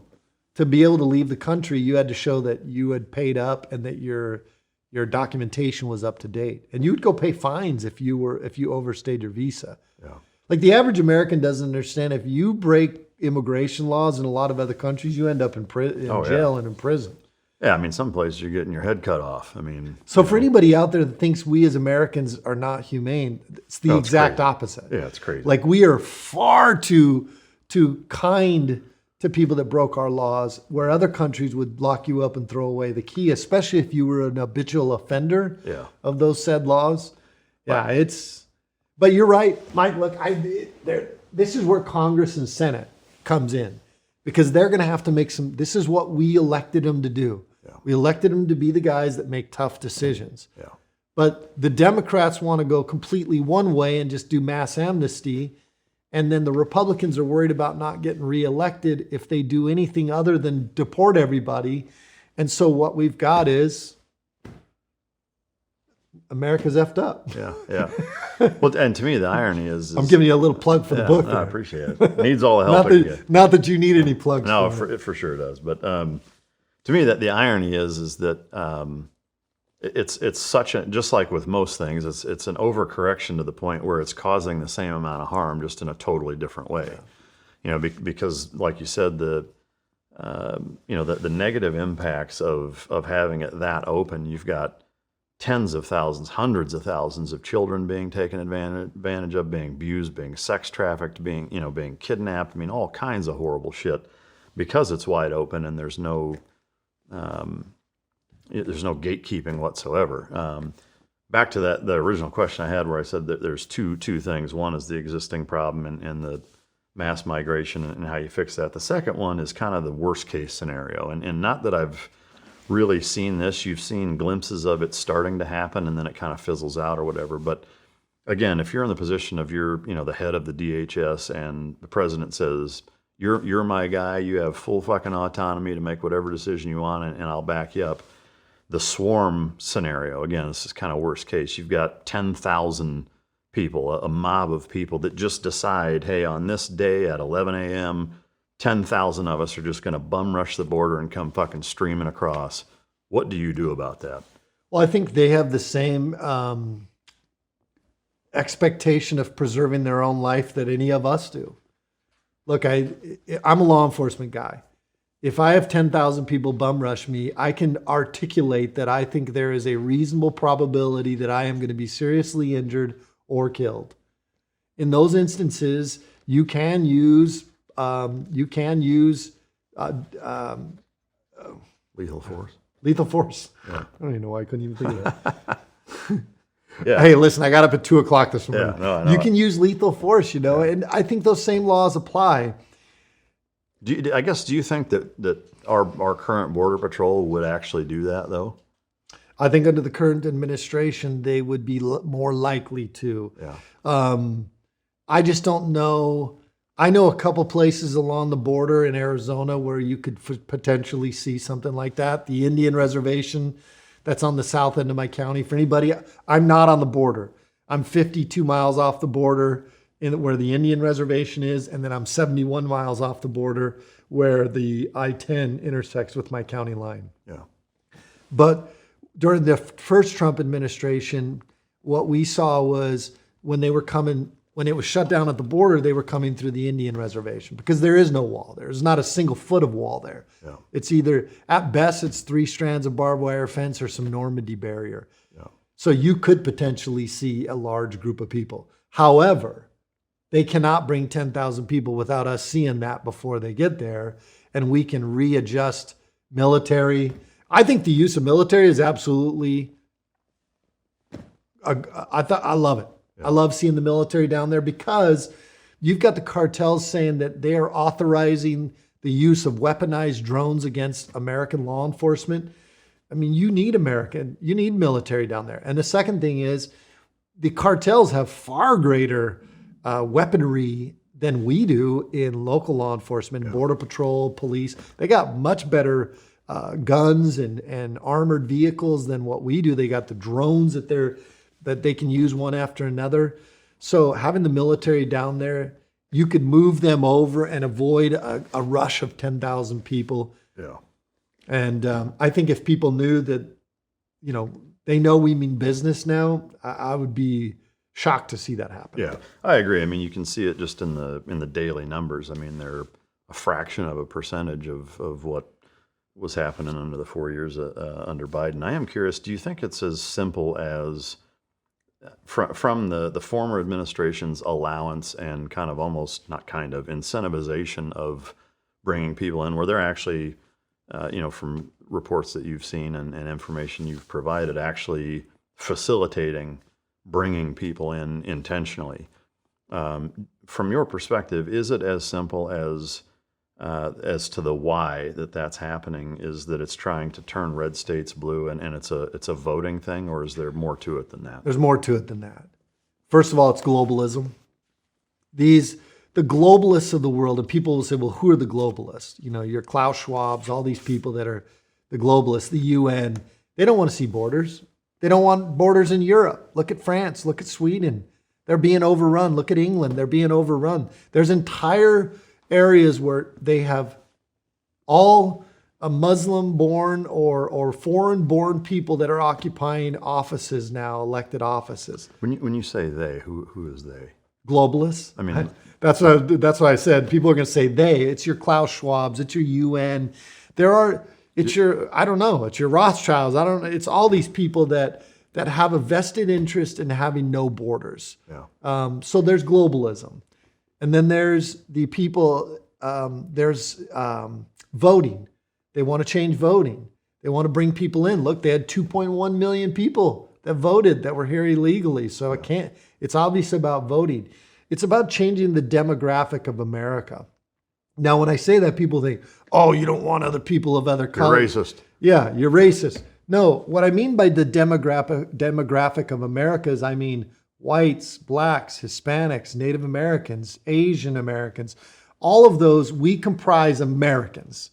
They want to bring non-Americans into this country because non-Americans don't have an allegiance to this country. So it weakens America. We're seeing it in Europe. Look, you don't have to look very far to see that it's fallen apart in some of these countries where they had their borders weren't controlled the way they should have been. And we were down, we're down that same path. Yeah. There's also changing red states to blue states. If you bring in more people, I even heard one thought process was that it could potentially be to be able to increase your national debt, because the national debt viewed on a global level is based on the population you have in this country. If you let 11 million people in over the last 4 years, how much debt can we increase on our global, our national debt? It gives us an ability to raise our debt. So I've heard a lot of different things, but I think your core things are, it's globalism, it's voting, it's changing the way the demographics of this country. And you see it every day in the political rhetoric that happens out there, where they're constantly beating up on one group or another. They want to change that. They want to create chaos in here. Yeah. And the government is needed when there's chaos. And so if you can create chaos, that's another reason. In the end, last thing, it's a battle of good and evil.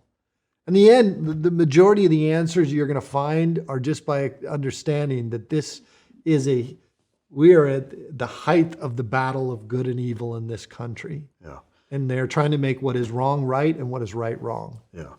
I mean, I appreciate the insight on it. And to me, it like the powers that be, the globalist type of mentality, to me, it's still kind of baffling. Obviously, I'm not a multi-billionaire, so I can't even begin to try to put myself in the way that you're thinking when you're at that level of wealth. But even then, America as an economic, global, and military superpower has a enormous influence on the way the world works. And to me, to roll the dice by diluting that to a point where now they're not, again, just kind of trying to put myself in their position, like that still seems pretty counterintuitive to try to accomplish, changing America fundamentally to the point where now it's not what it is in the world. And obviously, if that's the goal and they're trying to accomplish that in those means, there's a reason. I just don't understand what it would be.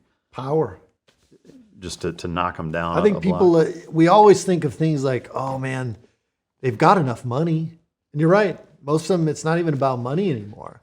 It's just about controlling your life. Yeah. The power to control all the pawns on the board is enough for these people. Yeah. And it's insatiable. Yeah. They continue to push. They want all the power. They want to be able to dictate what you do, what you say, what you eat, where you go, any of those things. They want to dictate that. What car you drive. People think this sounds crazy, but they tried to pass laws to tell you that you had to drive an electric car by a certain date, that you can't eat grass-fed beef anymore. Like, they're trying to push all of this on you already, and it has to do with power. Yeah. I will fight the internal combustion engine thing till I go to the grave, I think, because that's one of my favorite things. Are you into cars or bikes or anything? So I like cars, but I'm not into it to the point where I had no money, so I can't really. Yeah. If you don't have money, you can't really be into cars too much. But Yeah. Bikes at all? no, Not really. I wrecked on a bike when I was 14 years old, and that was it. Yeah. Wrecked on an ATC. Yeah.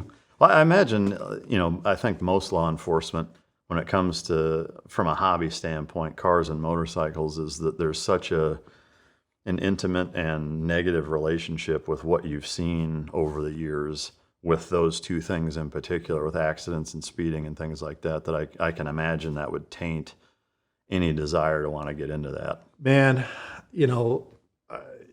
the death and the destruction we see on a daily basis, from during COVID, I would tell people when they would talk about COVID, not to get back on COVID, but I'll just use this as a quick example. People were like, so scared to leave their house.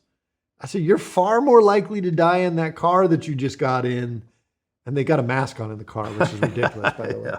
But you're far more likely to die in that car than you are in anything else. Motorcycle, unfortunately, has increased even more. Yeah. I had this reporter come out with me one day, and 5 minutes after he gets in my car, we get a call it's a hot tone, and it's a motorcycle vehicle accident. So we zip over to the accident, and I'm the first one on the scene. And so I jump out and I start doing CPR. It's like a 18-year-old kid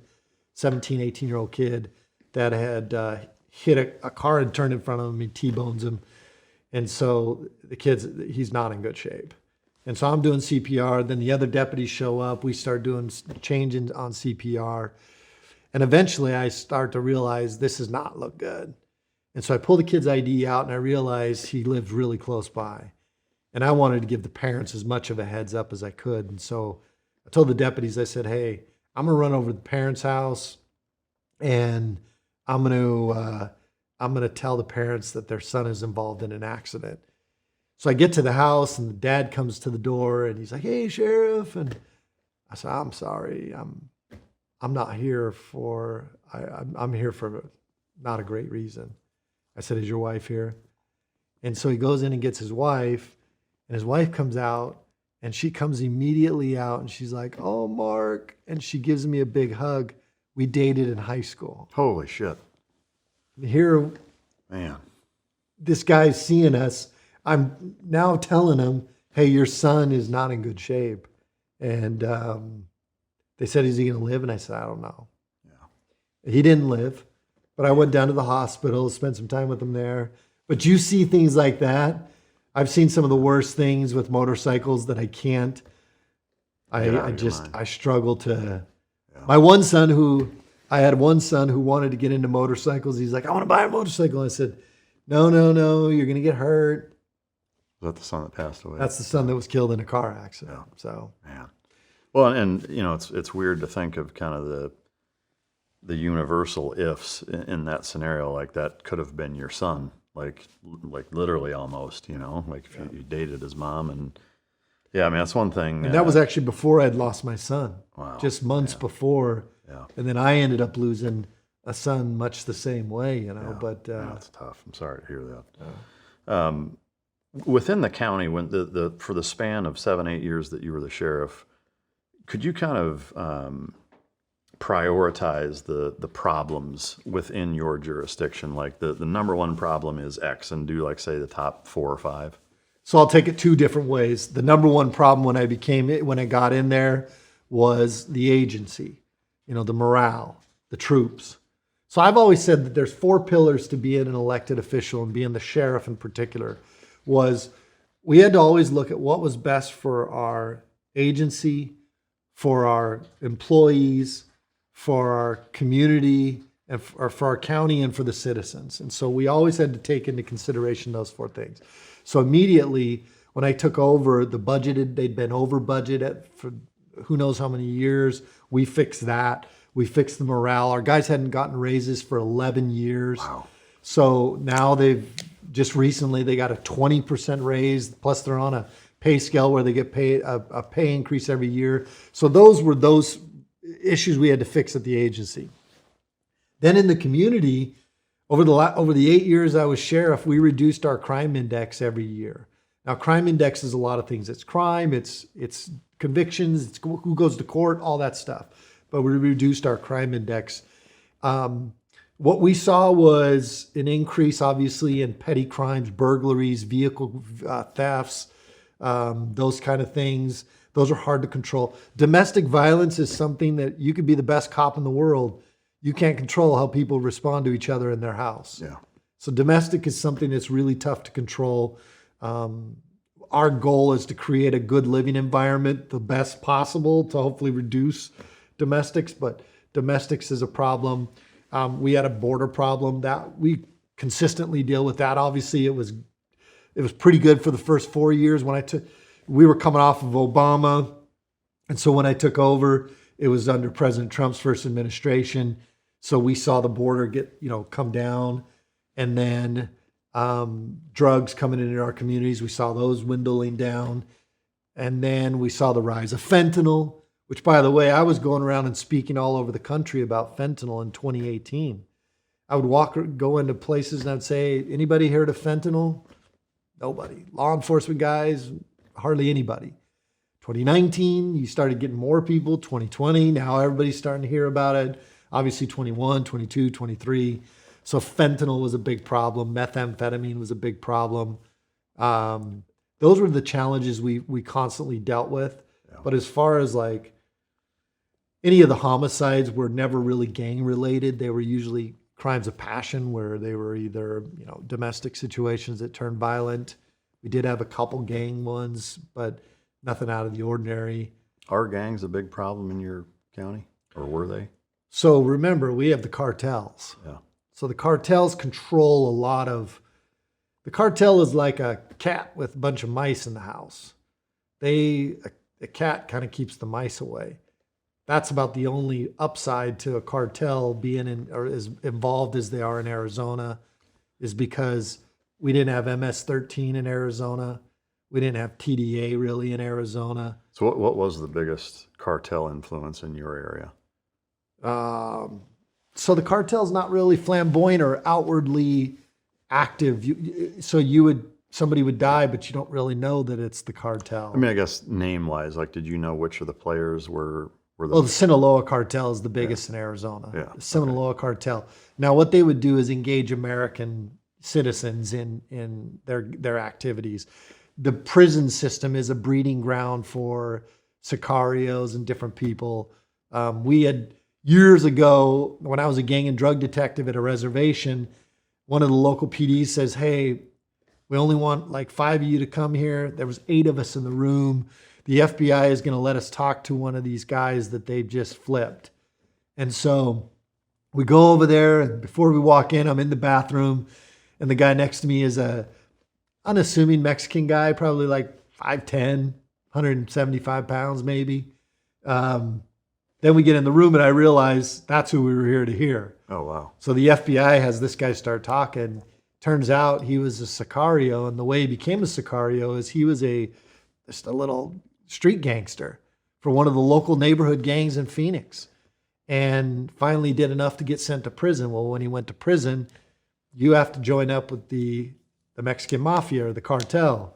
That's how or the whites or the blacks or the natives or the Hispanics. They all have their groups, but the Hispanics is the Mexican mafia. So they recruited him, and he became a sicario for the cartel. And what he would do is he was telling us, he was like, a lot of times we'd dress as landscapers, and we'd just be landscaping, and as soon as the person came home, we'd barge into the house and tie him up and torture him and kill him. And the FBI suspected him of over 30 homicides. Who would be the targets? People that owe them money, that people lost that didn't drugs? pay, people that maybe ratted, turned state's witness on it, or people that didn't return the money or lost a drug load. Yeah. Those are common. Wow. We had a gal that came into our jail one time, and she was using like 70-something fentanyl pills a day. How's that even possible? Like, how do you build The that human kind of body, tolerance? man, I don't know. The human body is impressive, what it can tolerate Yeah, and what man. kind of tolerance you can build. But she was taking these fentanyl pills, and we were asking her, why you take so many fentanyl pills? And she says, well, my girlfriend and I used to deal for the cartels. We'd sell drugs, and we came up short one time, and they cut my girlfriend to pieces in front of me. And so since then, I've just been self-medicating. Yeah. She actually died within 24 hours after that, because when she got off of the fentanyl was the problem. Yeah. And she ended up dying. Wow. So, yeah, I mean, like they're brutal. I mean, in that kind of token, I guess where from what you've seen as being at the helm in a place where that's a very real element to society, do you think that the Breaking Bads, the shows like that, the movies and shows like, is that pretty accurate from what you've seen? The Breaking Bad existed a lot more back in the day. So meth started as a biker gang drug, and then that's who sold it mostly. Shake and bake, and a lot of this. They were cooking the meth right there. But then it became really hard to get ephedrine and Sudafed and all that stuff, and so the cartels ended up just taking over that market and dominating the market. In Arizona, more people die of methamphetamine overdoses than fentanyl. But the majority of those methamphetamine overdoses have fentanyl in it. Yeah. So they might be dying from the fentanyl, but... That's another counterintuitive thing I don't get, is why you would poison your own customer base that because way. they understand there's more customers born every day than die. Really? So they're looking long term. They're not losing customers. Their client base grows every day. So even that though, it's like you'd still have even more if you didn't put. Is it because it gives just they enough? want it. If they find out that a dealer is selling something, and this sounds crazy to people, and people are going to listen to me and go, he doesn't know what he's talking about. Trust me. People say that no matter what you say. Yeah, they say that no they matter say what. that about. Goes back to my original quote. Yeah, the only way to avoid criticism is They say do that nothing, about say me nothing, be nothing. and every guest I've ever had on, no matter what we're talking about. There's always somebody. Yeah. And you know what? It's some dude sitting on his couch at his house who's never done nothing with life that's going to sit here and go, he doesn't know what he's talking He's a fucking about. idiot. Yeah. So anyway. Yeah. What were we talking Well, about? just why would you put Oh, an amount of fentanyl in? If drug dealers or if people who are using drugs, people who are abusing fentanyl, find out that you sell a product that somebody died from, that's a high they're looking for. They want to get as close to death. That's why they carry Narcan around. Oh, If yeah, they that's didn't such a want weird- that, they all have Narcan. Look, my son went through it. Later on, when my son got clean, he told us he had to be Narcaned a few times. And so they were looking for the best fentanyl they can find or the best high they can find. And they're not thinking rationally. They're not thinking this might kill me. They're thinking This is the best high. this I've has ever- got to be really good stuff. Yeah. Wow, that's wild. And most of them are on a collision course anyway. Their self-esteem is down in the dumps. Yeah. They're on a lot of them have a death wish anyway.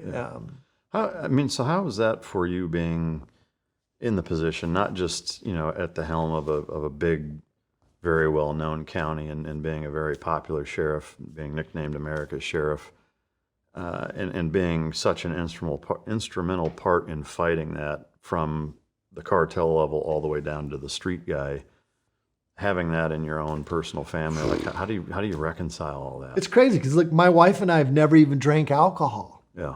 Like we certainly haven't done any drugs. And then I had 5 kids, and to have one of your kids kind of go off. Part of it was the timing. And when you look back at the timing, and I knew it at the time, my son was right at that 14, 15 years old when I was running for sheriff. I was gone. My wife was working a lot. And he was my middle child, and he just started slipping down the wrong path. He was a tender-hearted kid that wanted to help you. If you had a problem, he wanted to help you. And I used to tell him, Cooper, that's good, but you're not strong enough to help other people. The reality is they're going to drag you down to their level, not you. You're not going to bring them up to yours. Yeah. And that's kind of what happened. And he started getting down that wrong path. And I mean, we tried to correct it at every turn we could. He's a sneaky guy, sneaking around, doing that stuff. And so by the time he really hit like 18, 19, he was really struggling. Yeah. And so like I would have my gang and drug detective, my chief comes to me one time. He's like, "Hey, Sheriff, can I talk to you?" "Yeah, what now?" It's like, "I saw your son walking, our narc saw your son walking out of one of the houses they're sitting on with a laundry bag." Yeah. And then you go home and you tell your son, "What the hell's your problem? Didn't you understand that I'm the sheriff? Do you not get that? Does that not compute in your head that every time you do something, you jeopardize my ability to support this family?" And then ultimately when my son hit a guy on a bike, I just got trashed in the media. Me and him both. I mean, it just, sheriff's son hits a guy on a bike, and we told him, we said, "You can't drive our cars. You're not allowed to drive our cars." And we left to a charity event one day, and I get a call, and he's like, "Dad, I just hit this guy on a bike." A bicycle or A motorcycle? bicycle. Yeah. So, I mean, the way that I saw it looked like to me like maybe the guy came out of the desert. Nonetheless, it's not really whose fault. My son shouldn't have been behind this wheel of the car. Yeah. And he had something. So the guy comes, boom, he hits the guy. The guy goes over the top of the vehicle. I knew I was going to hit that bike. The guy goes over the top of the vehicle, and he calls me. We show up probably 5 to 10 minutes after this happened. So by the time I get there, I pull up, I see the car. I see my son standing there in Teenage Mutant Ninja Turtle pajama pants and no shoes on and a grungy shirt on. And so I walk up to him, check on him, and then I walk back to the guy, and I'm just like, "God, please just don't let this guy die." Just praying this guy doesn't die, because we're talking about a whole nother thing if he dies. Yeah. I knew he was in trouble anyway, but so then one of the hardest things was walking back to my son. And, when I was campaigning for Senate, I'll digress off the story for a second. When I was campaigning for Senate, I had this military veteran one time. He asked me, he's like, "Sheriff," everybody asks you all these questions about abortion, about the border, about the economy, about water, about all these things. And this guy asked me, he's like, "Sheriff, what does honor mean to you?" And without hesitation, I just said, honor means doing what is right no matter what the consequence is. Go back to my son. I walk back over to my son. He's standing there. He's surrounded by 8 deputies. And I just looked at him in the face and I said, I'm sorry, but I have to leave you here. If I stay here, they're going to say that I influenced this case in some way. You're on your own. We walked in, got in our car, and we drove off. I mean, we just felt, you just feel terrible. You left your little lamb son in a pack of wolves. I knew what he was facing.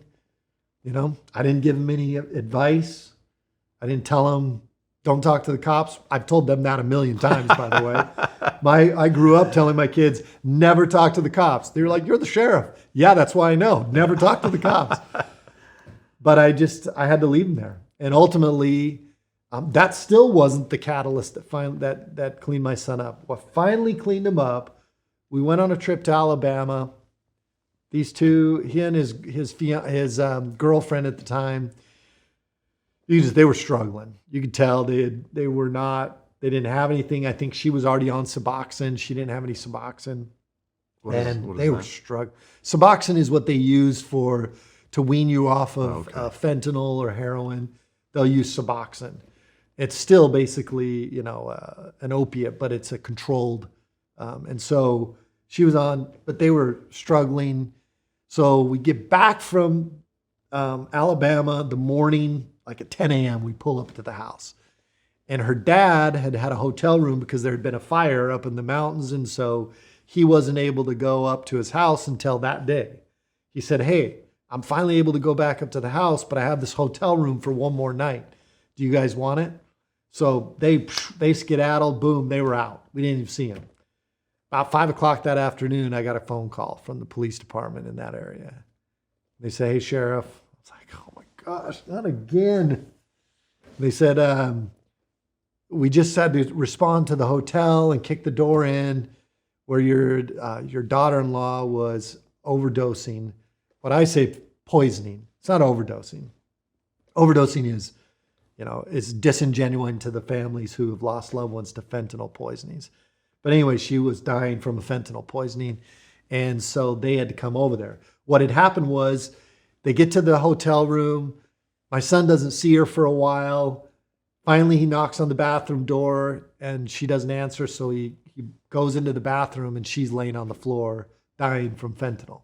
So he drags her over. And when he drags her over, he pulls her shirt up above her chest, drags her over onto the bed. He starts doing CPR and he's trying to call 911. But the 911 wasn't working because he was inside the hotel room. So he walks outside of the hotel room to call 911. Well, what happens when you walk outside of a hotel room?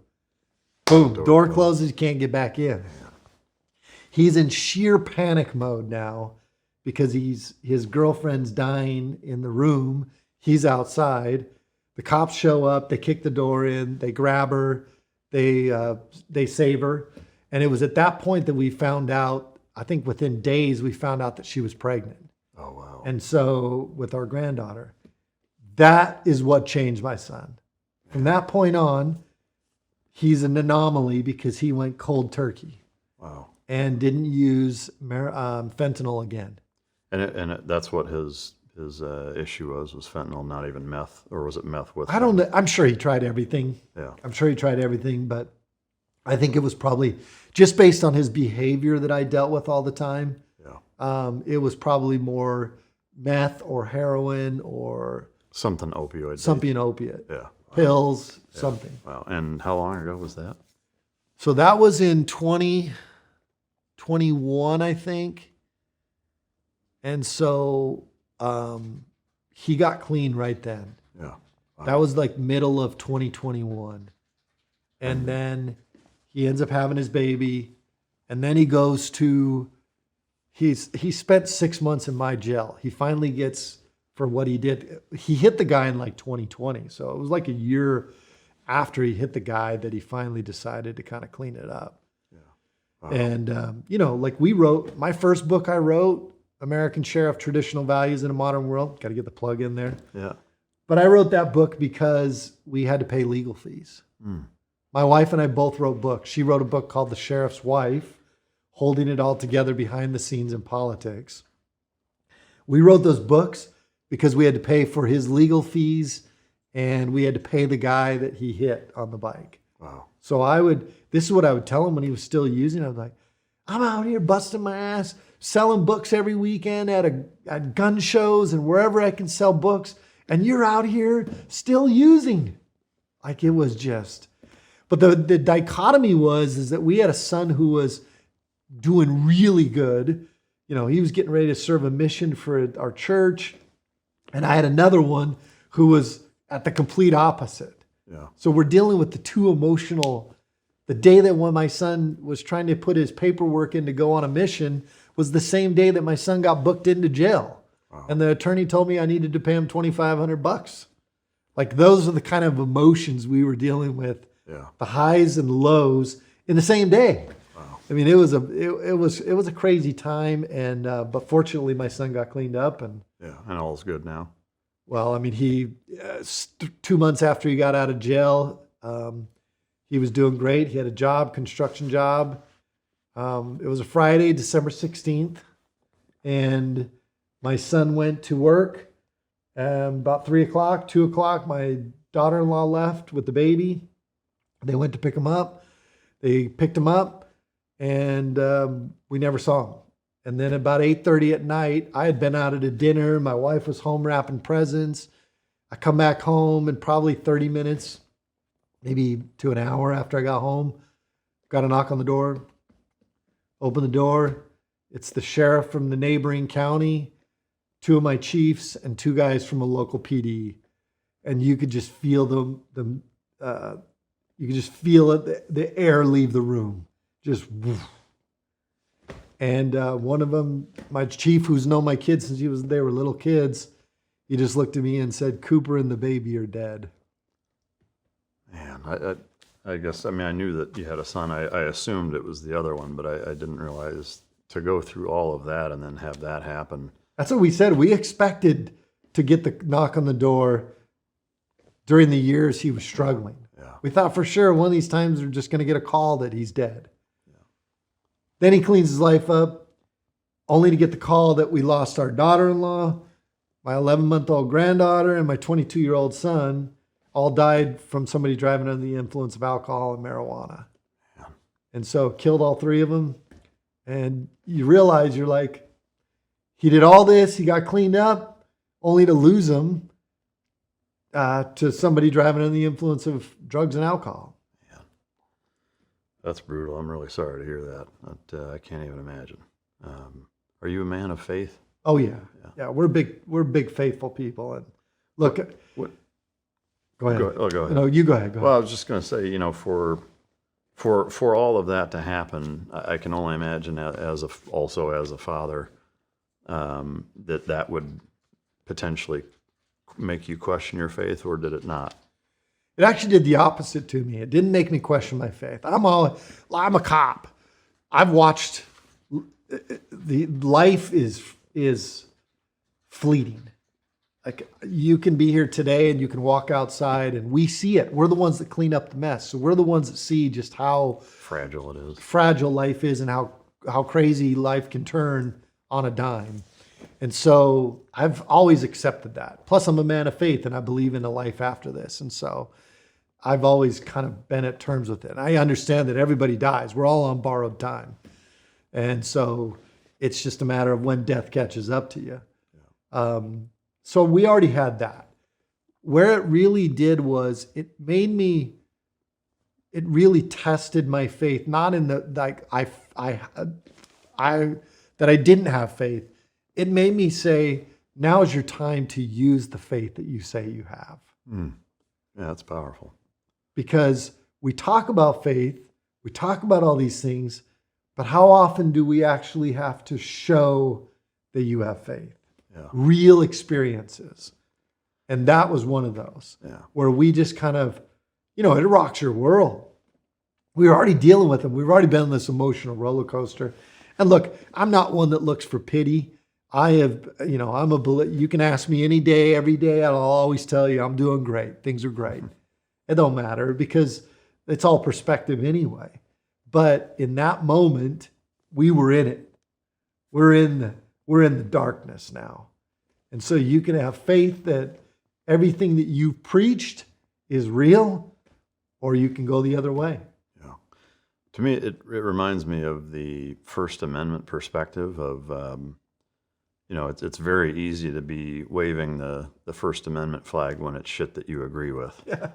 The true test is when it's something that you disagree with, and to me that's kind of that same principle. And I love that approach because I think a lot of people, it would make them question it and ask why and try to figure out something that I don't think you can.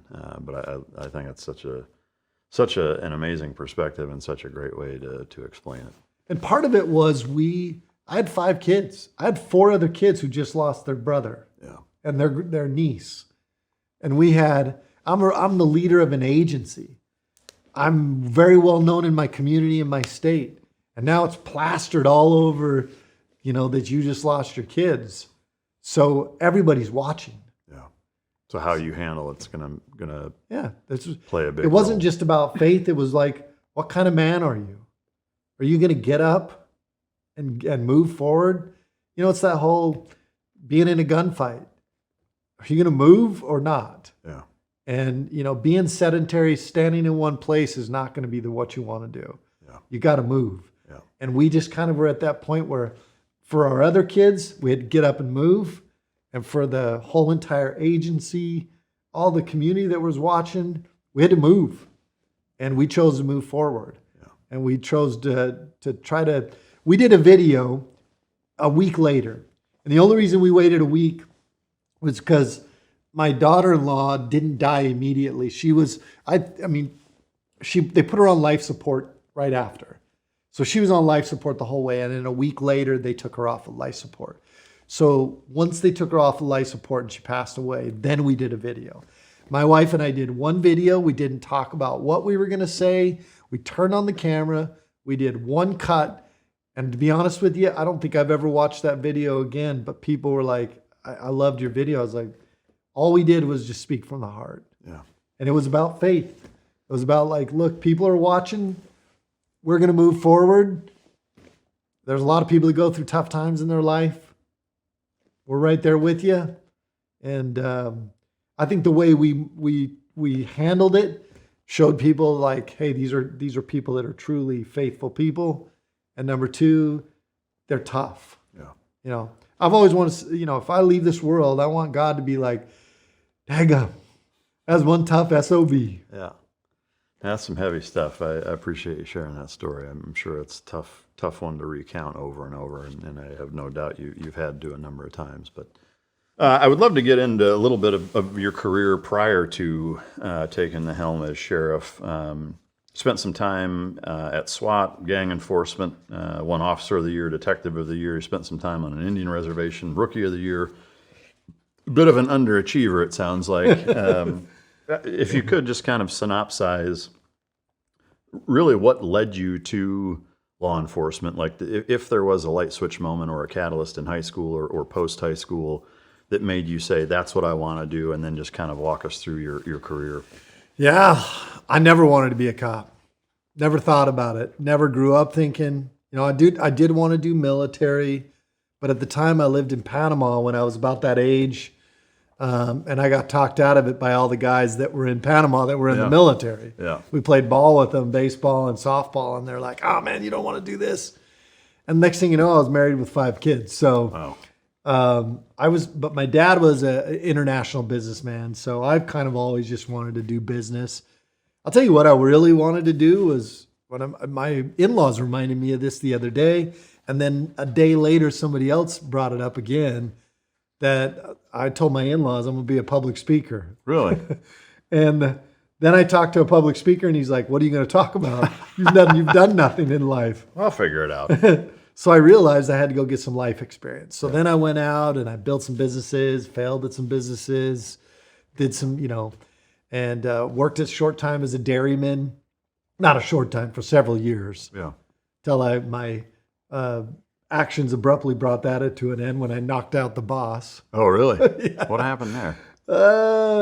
I know I'm not answering the question, but I'll tell that story first, and then I'll get back to the career question. This probably was what kind of was the beginning of getting into law enforcement. But I worked on a dairy, and it was a family-owned dairy. And so I worked with a couple brothers, and they were, I don't know, in their 40s or so at the time, probably. And then my brother's father-in-law, he was the owner of the dairy, but he worked at the plant where they processed the milk in Salt Lake. And I was down in Utah County, like south of Provo, and in a place called Payson. And so I'm working on the dairy. Well, this guy would come down on the weekends, and we would just be swamped with work. And then he does have all this other work. And frankly, I didn't love the way he treated his brothers. And so it was kind of wearing on me a little bit. And it was the middle of the winter, and we weren't having a good week. And I remember we had just lost a couple cows, which that's $5,000, 2,500, 3,000 even at the time per cow. And so it was cold, the weather was sucky, and we lost a couple cows, and he shows up to the dairy. And so I was down standing around his brother, and not to go into all the details but something made him mad. So he calls his brother, and he's yelling at his brother, and I can tell he's yelling at his brother, and I'm over taking a leak off to the side. And as soon as he hangs up, he's like, man, I told you we shouldn't have this or that. I didn't say anything. I zipped up, I walked straight out, and I walked straight up to the office and I opened the door of the office, swooped open, and he's standing there. I said, is there a problem here? And he's like, you're damn right there's a problem here. And I said, hey, we didn't need you down here today anyway. So I just told the owner, I go, hey, we didn't need you down here today anyway. And he goes, what did you just say? I go, you heard what I said. And he goes, don't you, and I said, don't you dare point your finger at me. Which goes real well with the boss. And so now you can feel the tension just closing in. And he does one of these little 4-finger pushes in my chest. And he does a little push. Bam! I shove him back. I don't know. Pass me to you. Yeah. Ends up on the other side of the room. And he comes back, and you can see in his face, he's got this moment of, what is he going to do next? He doesn't want to be disrespected, but does he really want to get into an altercation? So as he's walking towards me, his fist is clenched, and he gets within, and bam! I mean, nice, clean right. Hit him right here, and he goes down, boom. When he hits the ground, he kind of comes back to, when you hit, boom, kind of comes back to, and he's on his knees and his hands, and he's trying to get up and get it up back to his feet. And finally gets up on his feet, and he looks at me, and he's like, and I'm steadying him, and I got one hand still cocked, and I'm kind of steadying him with the other hand, just waiting to see what he does. And he's like, get out of here. And I go, I quit. And I walked out and walked down to the guy to his brother, and he goes, I go, well, I said, I just knocked out your brother. And he's like, what? And then I left, and I went home, and my wife had literally just had number 5. I mean, I'm talking days. Jeez. She's got 4 little kids plus a brand new baby, 5 kids at home. My oldest was 6.5. My youngest was barely born. Yeah. I mean, days. And I walk in the door, and you never come home early from the dairy. And I walk in the door, and she's like, what are you doing home? And I go, well, I don't work at the dairy anymore. She's like, what? What happened? I go, I just knocked out Gordon. Yeah. So, that was it. And my brother called me, and my brother was always a scrapper, like always fighting more than me. And he's like, what are you doing? And I said, hey, man, he wrote the check. I cashed it. Yeah. That's it. And so anyway, that ended my time at the dairy. The reason I bring up the dairy is because the one thing the dairy taught me, and I loved it, I thought it was but you learn work at a dairy. It never ends. You get called at the most inopportune times. It conditioned me on a whole nother level, like competition-wise working. You can outwork anybody once you've been on a dairy, because it's just nonstop work, and it's at all times, and It's just busy. And so I opened up a little business. We had a paintball store and a paintball field, and that was successful for a while. But that kind of started getting my wheels turning about the military again. So then I think, okay, can I get into the military? I was 30 at this time. Yeah. 31 or something. I was like, no, I got 5 kids, couldn't make the money work. So I go back. The business ends up failing because Walmart came into town and just wiped me out. Overnight, between the internet and a big chain came in selling paintball stuff, I was out. So I go back to Arizona, and now I'm having to regroup. And I get back and I start a landscape company, and I'm just kind of fighting my way back, and that's a whole nother thing, but fighting my way back into it. And a few years later, I knew I needed to do something more. I owned my own little business, like a pest control, pigeon control business. And my neighbor was a cop on an Indian reservation. And he goes, hey, you want to go on this ride along? I was like, sure. I ain't got anything else to do. So I go on this ride along. It's a graveyard shift out at the res. And I've told this story a million times. People probably already heard it, but we get a call for a 20-year-old, a dad who had found a 20-year-old with his 14-year-old daughter. They get into a scuffle. Guy runs out the back. We show up. And so on the res, you'll have like a house and then nothing behind it. And then maybe an old abandoned travel trailer, something. That's how this was. So they let me out of the car, and I'm walking around the desert armed with a flashlight and courage. That's it. That's all I got. And I walk up and I see this old abandoned travel trailer.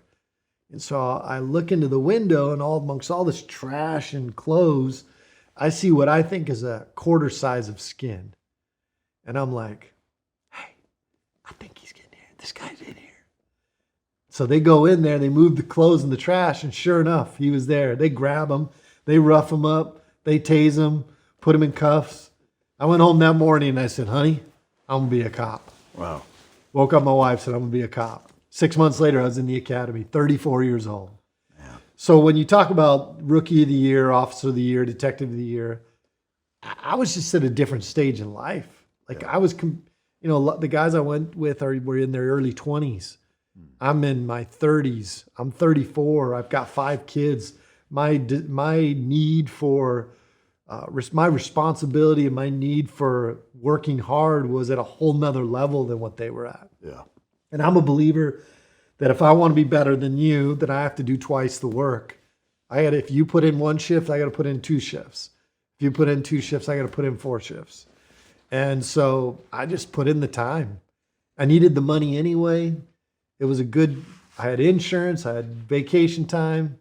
So I took that work ethic that I learned throughout my life, especially on the dairy. I just applied it to the police stuff. And I was like a duck in water though, man. I had found something that I really loved to do. And I felt like this was like a calling. I love the Constitution. I love justice. So this was, to be able to fight against bad and evil and protect good every day, I found my home. Yeah. And did it start there at the sheriff's office? No, I started at that Indian reservation, Okay. Salt River. So that's a separate.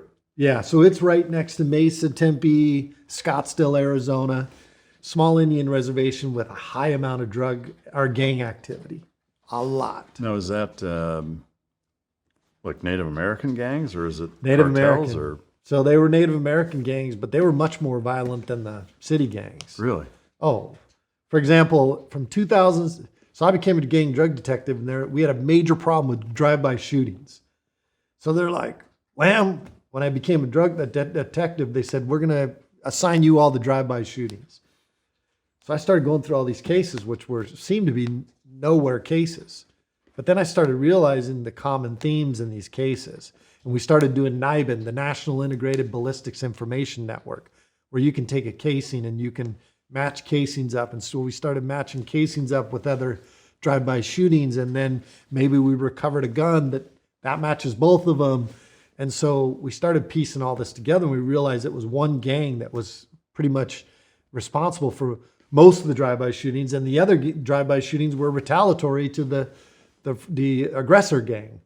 And so it was a blood gang. The problem with on the reservation, they're not doing it for territory or for money. It's like family ingrained. Like that's their Bloods or their Crips or their Southside 18th Street.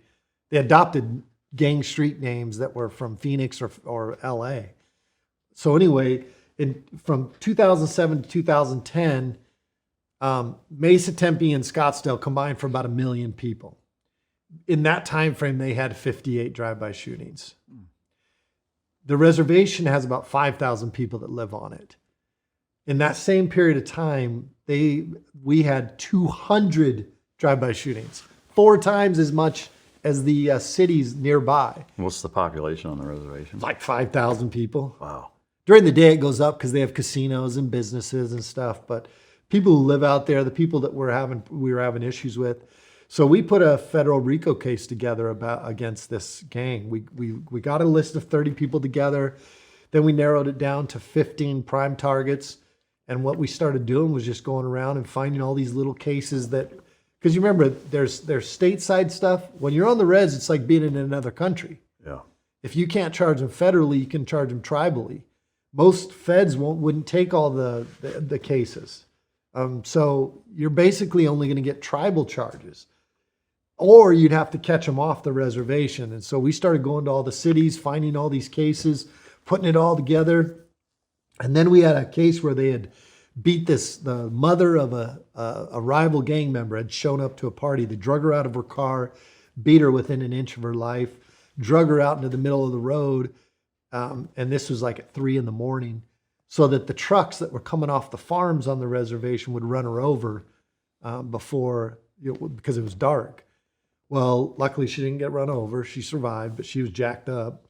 And we used that as the predicate case for the RICO case that we put together.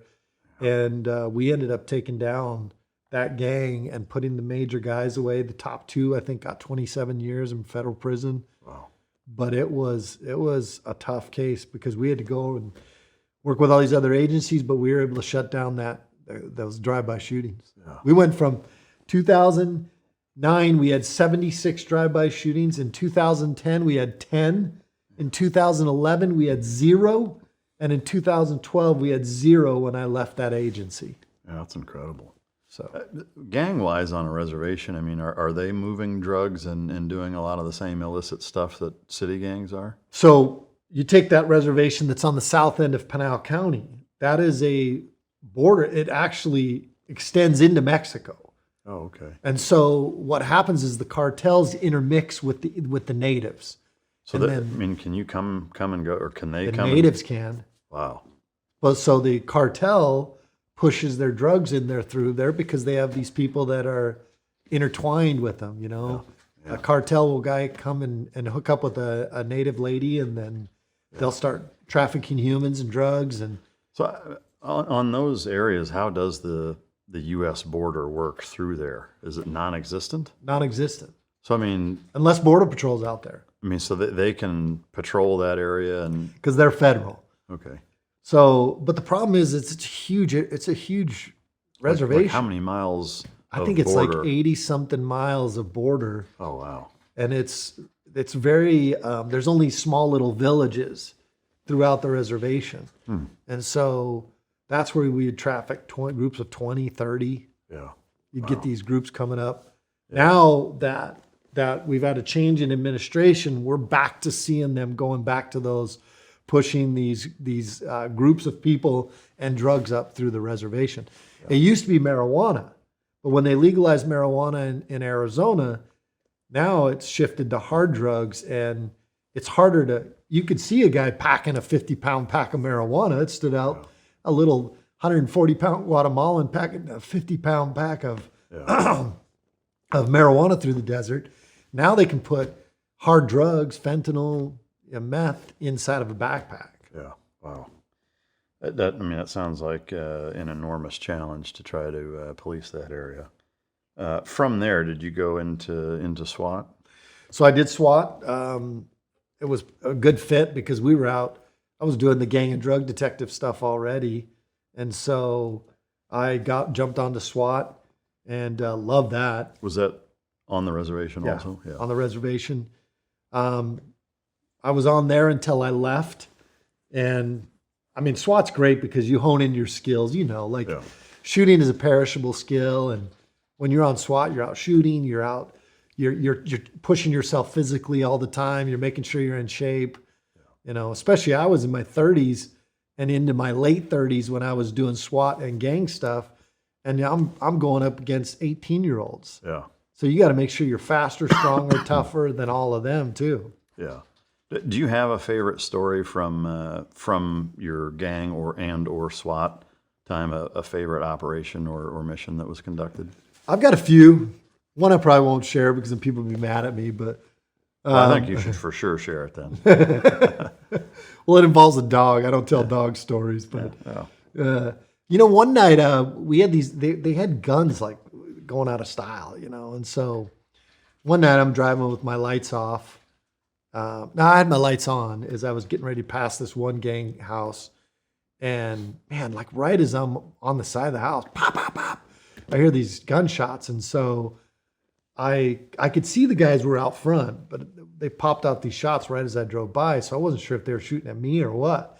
So I hurry and flip around, and I turn my lights off, and I pull up. They had this big tree, and I pull up right behind the tree, and then all of a sudden I can hear them, and then all pop, pop, pop, pop. They shoot again.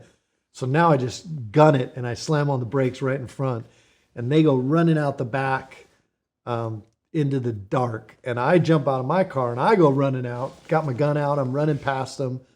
And right as I hit that end of the carport, I just had this distinct feeling like stop. Because they went out into the dark, they went out in these fields, and you can't see anything. And I was backlit. I mean, I was at a major disadvantage. And I'm not normally like that. Like I want to chase you and like a hound dog. Yeah. But man, I just felt this premonition, just stop. And so we stopped, we regrouped, had some other guys come in, set up a perimeter, choked down the perimeter. Eventually we realized these guys had gone in the house. And so we finally go into the back sliding door, and they're laying on the bed, and they're covered in mud. They're like, their shoes and their legs are all muddy, and they're laying on their bed. And they're like, what's up? What's up? Like, shut up, man. You guys know good and darn well. Yeah. You're out here shooting guns. Man. And so we drug them away, but we didn't find the guns. So the next day, I'm like, man, those guns are out there.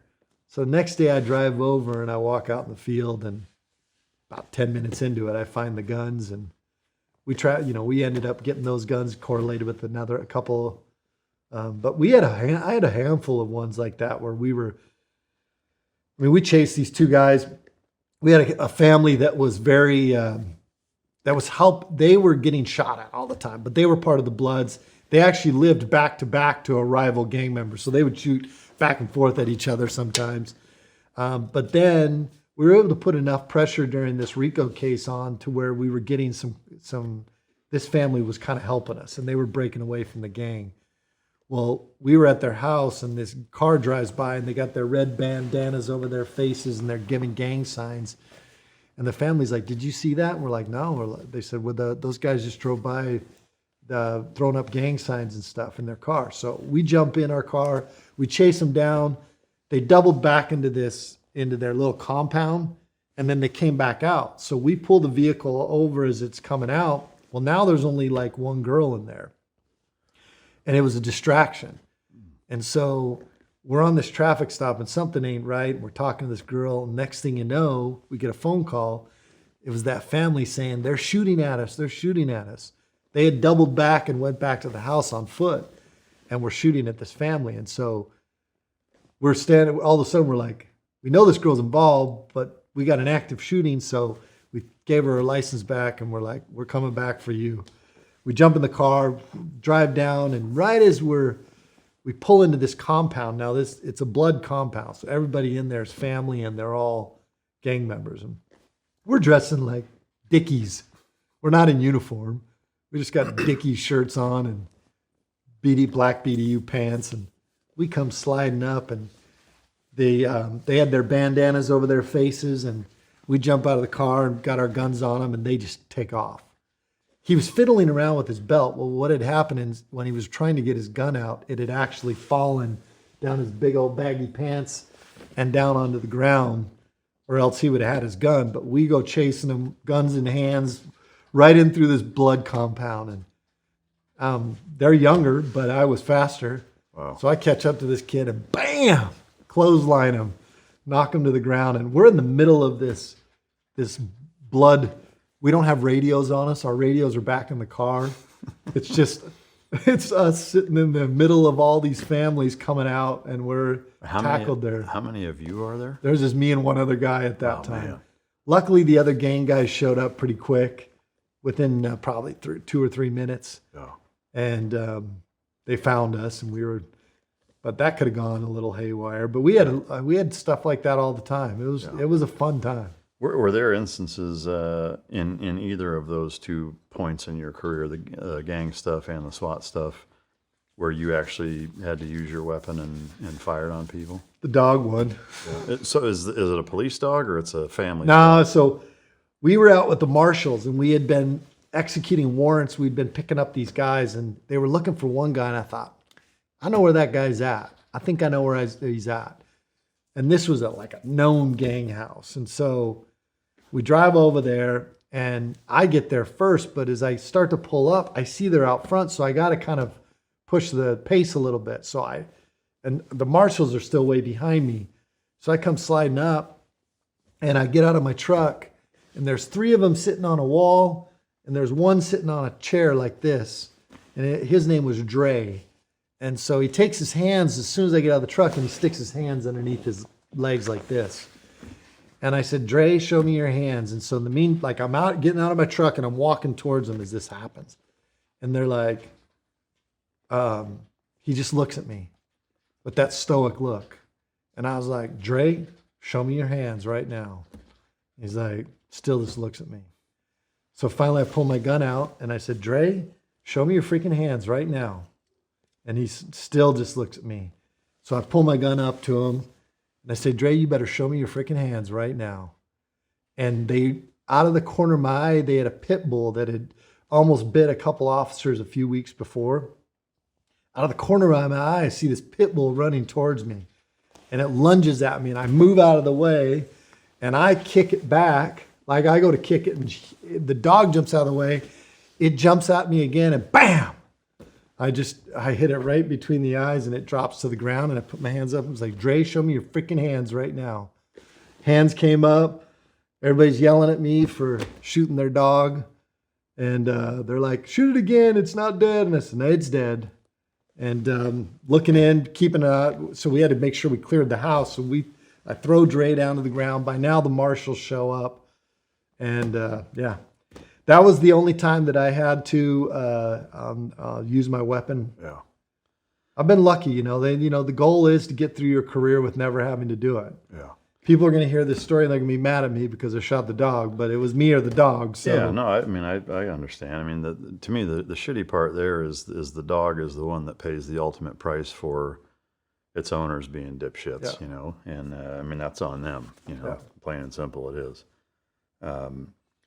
I've had a number of guests on that are in law enforcement or even in the military that have done like some of these cross-pollination warrant executions with marshals. That seems to be a pretty common thing. Oh yeah, especially on the res. Yeah. So from a kind of a jurisdiction or a legal standpoint, is there a gray area there in terms of the marshals being able to utilize law enforcement or even military? Wow. Oh, the marshals are great. Just wide open. Marshals are the best ones to work with on that. I mean, we do really well with all of our federal partners. Yeah.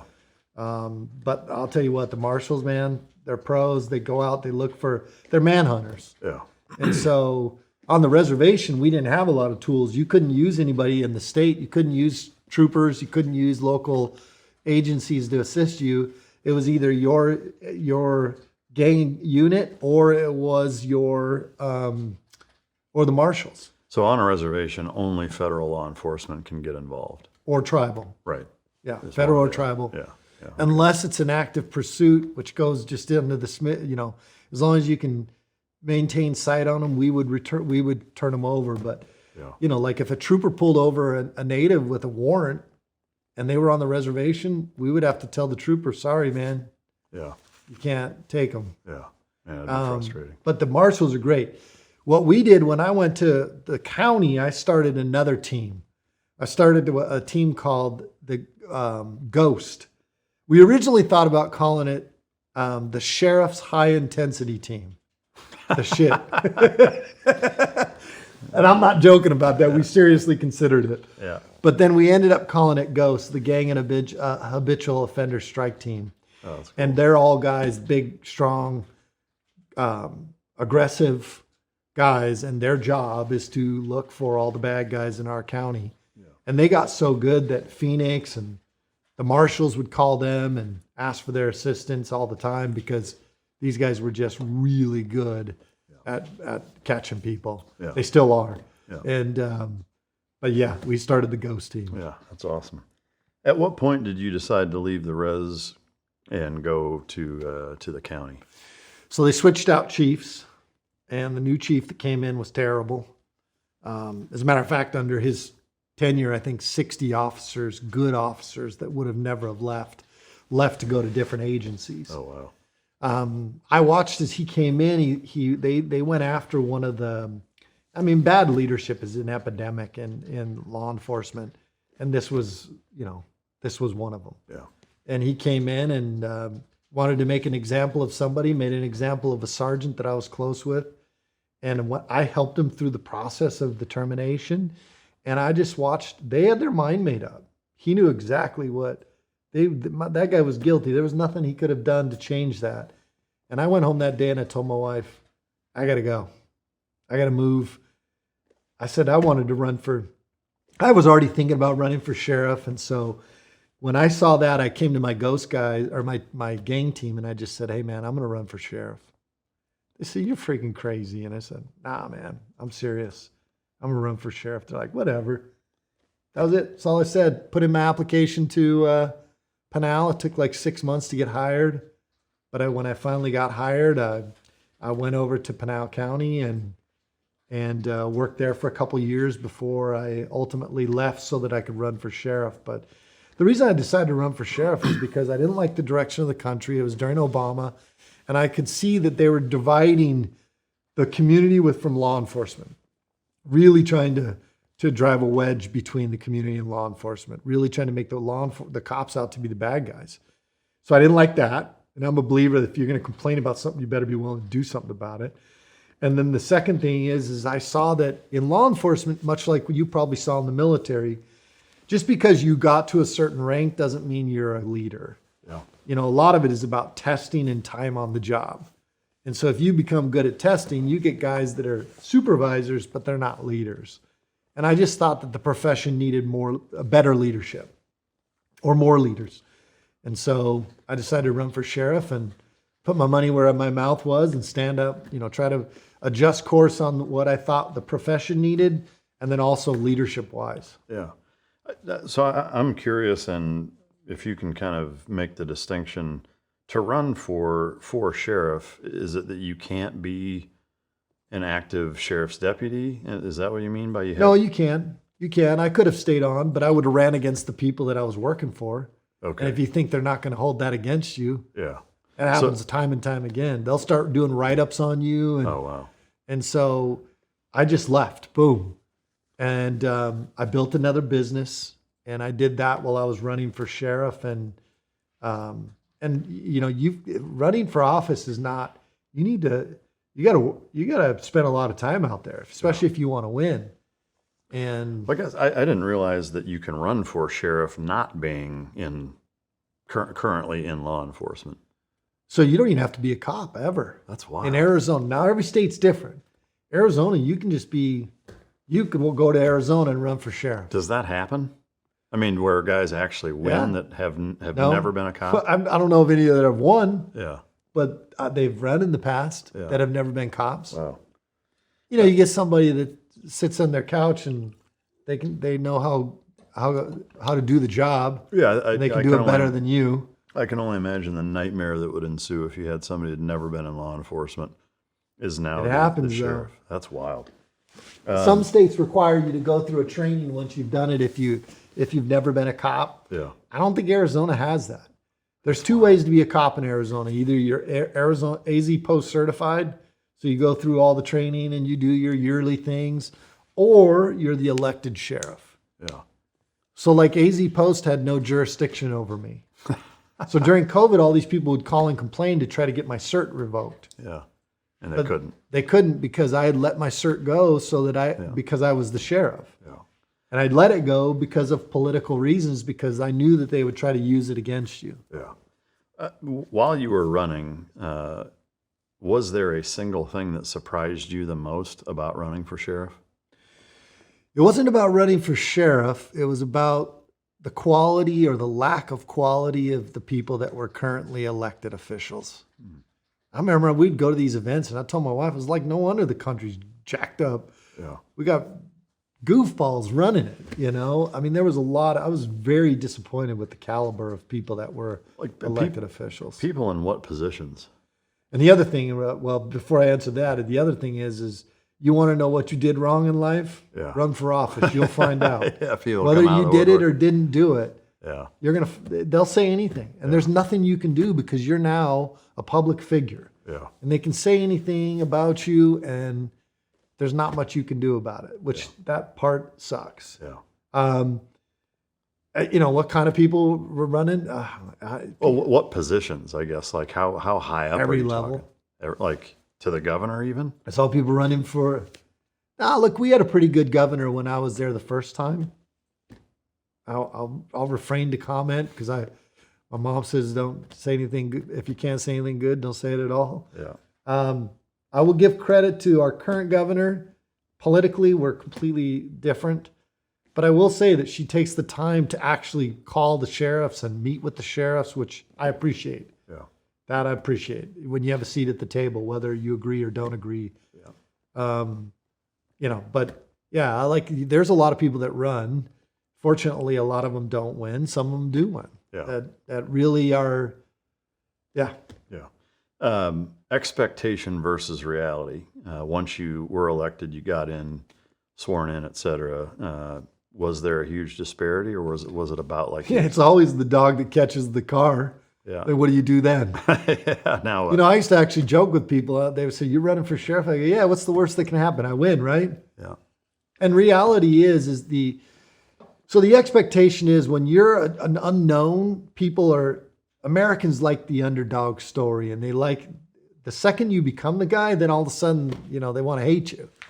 I mean, we did pretty good, and we have a high approval rating, but I had people that hated my guts just because You weren't the guy they wanted to win. yeah, or they just made me the enemy. Like there's people that are just sit on social media, you know, smoke meth or whatever, and they just don't sleep, and all they do is their mission in life is to destroy you. Yeah.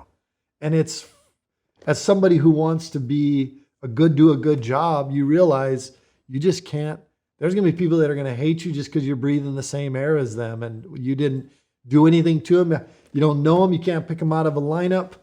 That part is hard to learn how to deal with. I can imagine. I mean, the little bit that I deal with from the show, or just, you know, some of the other things I've done that are somewhat in the public, you know, pale in comparison to being a sheriff of an enormous county, you know, such as yourself. I can't even imagine the just freight train of bullshit that you must have had to put up with. And you're in the business of bad optics. Yeah.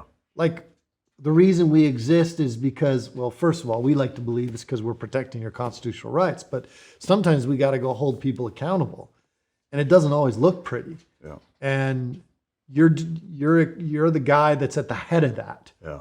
So you get sued all the time. Public records requests. I averaged 8,000 public records requests a year. People will just, reporters and people pulling information that just trying to tear you down. And Yeah. social media, if somebody's not happy with the service they got, they go blow you up on social media. The beauty is that what we had done at the sheriff's office is we had really integrated with our community. We didn't even have to defend ourselves. The people would go and defend us against those people. Oh, that's good. And Which that also was- says a lot about the job you're doing, I think, if the support of public opinion is on your side to that degree to where people are defending you. For the layman, what is the biggest difference, or what are the differences between sheriff's deputies and policemen, other than the obvious jurisdiction of one's in a city and one's in a county? Is that the gist of it, or is there a lot more to it than that? Well, the sheriff is the highest law enforcement, in the county. The chiefs are working under the city council, the mayor, where the sheriff directly represents the people. Even the people that voted for a police, or even the people that live in a police jurisdiction, still vote for the sheriff. Yeah. The sheriff is the guy that the people in the county, regardless of whether they live in the city or not, or county, that's the person they elected to defend them. And I always used to say, my job is to protect you from the bad guys and from government overreach. Yeah. And so that's what they expected of me. And what about a patrolman versus a sheriff's deputy? So the patrolman is working, they work for the city. The deputy is actually an extension of the sheriff. It's the sheriff's deputy.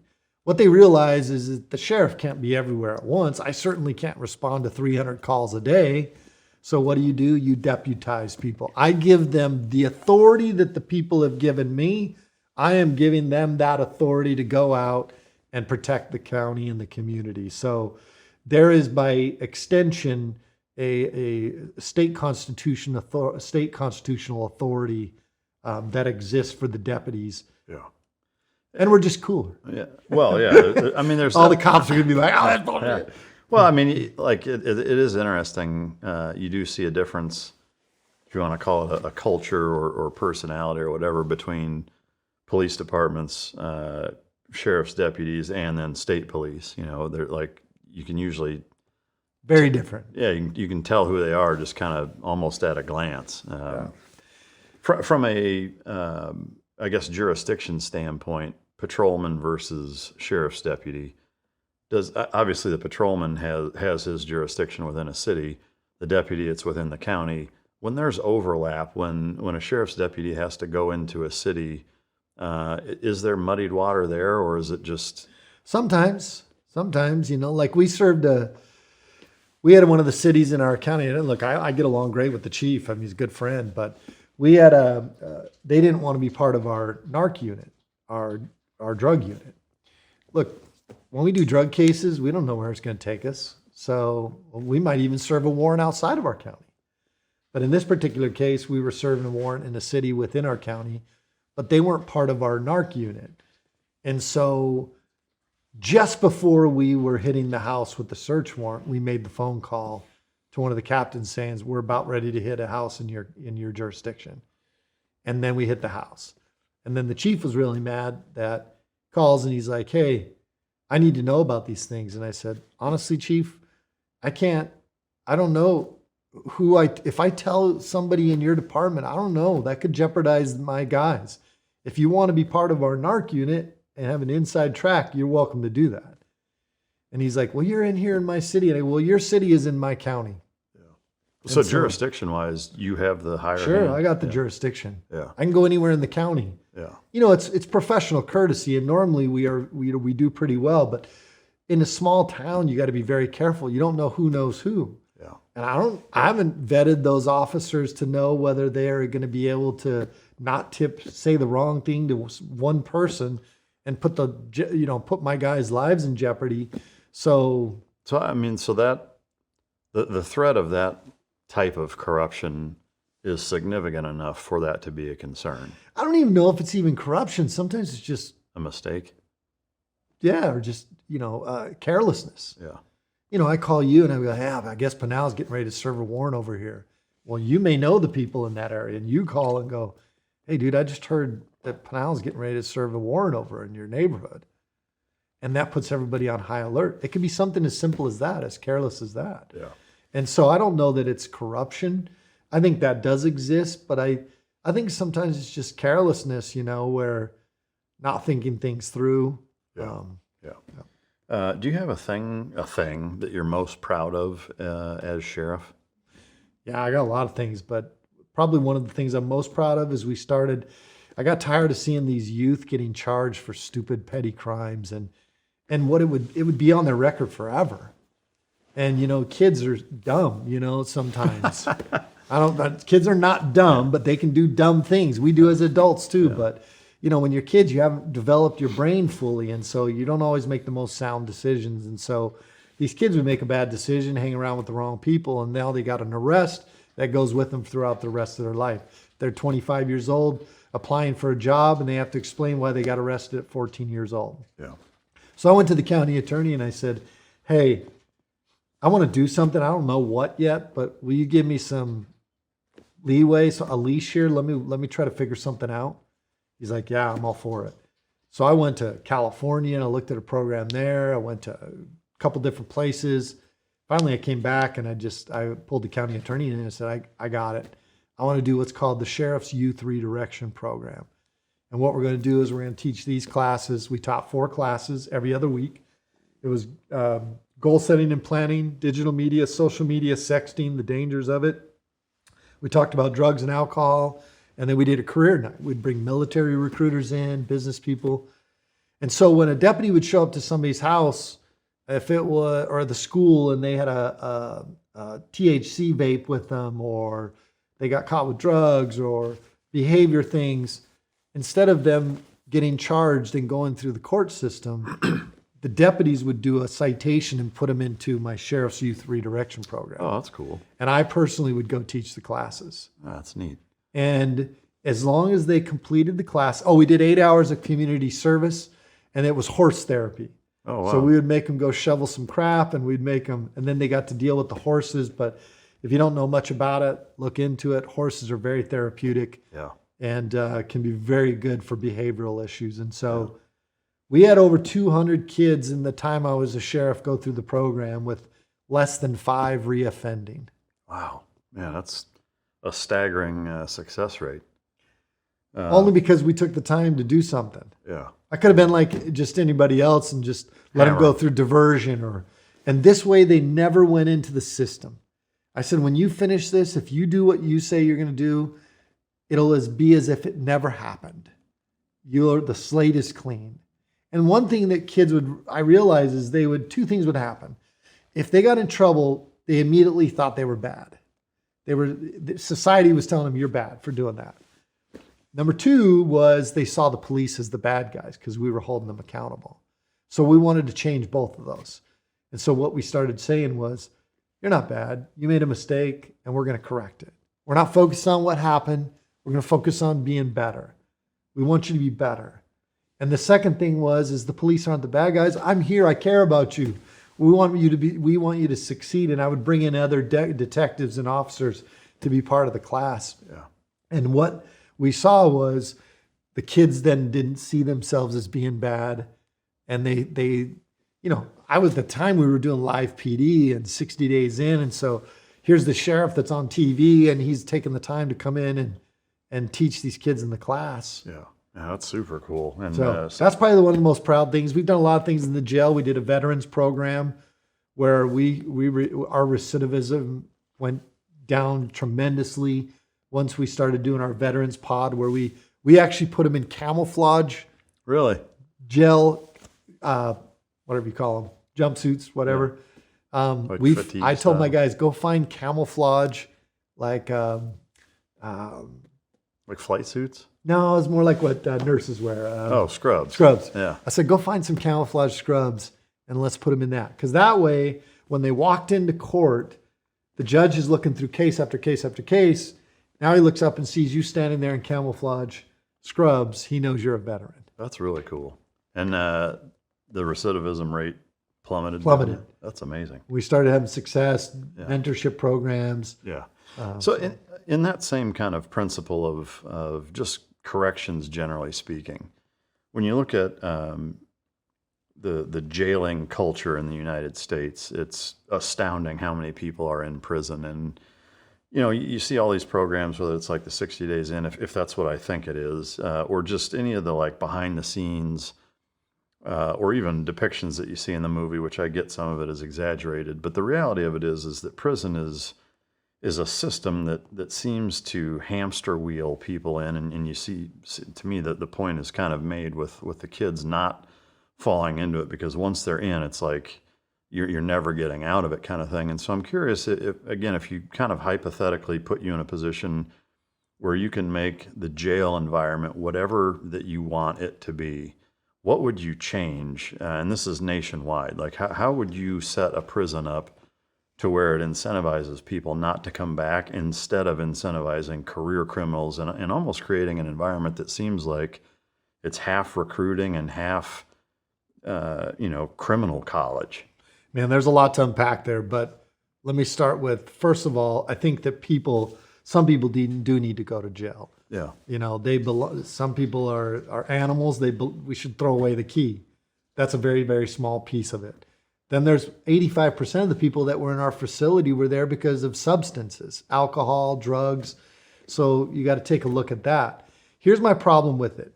The judicial system is quicksand. Nobody hardly ever gets out of it. And sometimes it's easier just to go back in. What do I mean by that? I experienced it with my own son. So you get charged, and now, first of all, it can start as simple as a traffic ticket, and you don't pay a fine. And they issue a warrant. And the fine gets bigger.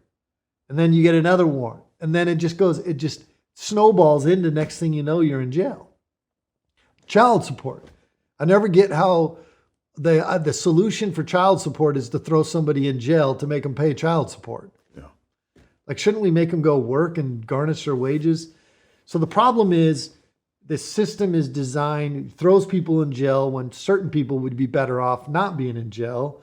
Make them pay a restitution, a fine, and then keep them out to where they're still functioning and not going into this breeding ground of long-term criminals. One of the things that we did a young bullpen.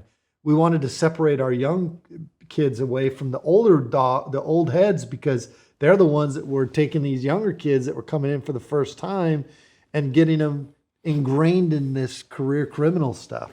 But then the system is broken in the sense that you get out of jail, and they say you need to go get a job. So you go get a job, and then they say you need to come see your PO on Wednesday at noon. Well, do you want me to have a job? Do you want me to see my PO at Wednesday at noon? Like, that part's broken. My kids, if my son had not had a family who cared, who was a competent family that could, some of these people go home to nothing, no family. How are they going to get to their appointments, their probation meetings, to a job? They don't even get a license. So if I was the person, I would do everything I can to restore their license, which is what we did in our jail. We were helping people get their license back. I would do everything I can to get them into programs if they have a substance misuse problem, which we did. We gave them those programs that they could get into. I can't force you to do it, but I can do everything I can to hopefully help you. We did tattoo removal programs. Then once you get out, assuming it is not a violent crime, violent felony, assault, sexual assault, those should always be on your record. The problem is if I owe you $100, Mike, and I pay that $100, do I still owe you? No, I paid my debt. That's not how the criminal justice system works. The criminal justice system makes you a criminal for the rest of your life. Yeah. You will always have a criminal history. If you're a felon because you cashed a bad check when you were young and dumb, and now you're a felon for the rest of your life, and most places won't hire you. How is that helping? Yeah. What I would do is pass laws that give people the ability to truly get out from under, to pay their debt to society. It sounds like basically you would separate violent from nonviolent and put those into two different camps, where if it's violent felons, yes, you're in prison. It's the prison harsh environment that stays with you. You're going to pay forever for those mistakes. Everything outside of that is in the other camp. Yeah. Would it make sense then to have two separate prisons, or divide it where violent are with violent and nonviolent are with nonviolent? Because right now, generally speaking, they're all mixed together. No, they do get classified. They do. We classify them in jail too, but the problem is I don't have the space to classify too much. Yeah. I can classify into 3 or 4 different groups, low security, medium security, or max security. Prisons are the same, and prisons do a pretty good job, but the problem with the prisons, and it's a problem, but it's not a problem, it's kind of a double-edged sword, it's got two sides of the blade, is private prisons. Yeah. you know, it's a lucrative business, but at the same time, they run oftentimes it is better than the federal government or the state actually paying, because we end up paying too much where the private systems actually run it more efficiently. So it's kind of a double-edged sword, but the system is designed for you to probably fail. Yeah. Sadly enough. Yeah. And I wish I could tell you different. But not only having seen it firsthand, having watched my own son and my own family, I realize there's a reason why we have a high recidivism rate. We make it difficult. It's quicksand to get out of it. Yeah. If you isolate the violent criminals, would you change the prison environment for those guys? And this is, I don't know what the percentage of people who are locked up that fall into this category, but it's not life sentence people, but it is violent felons that do have a chance to get out of prison.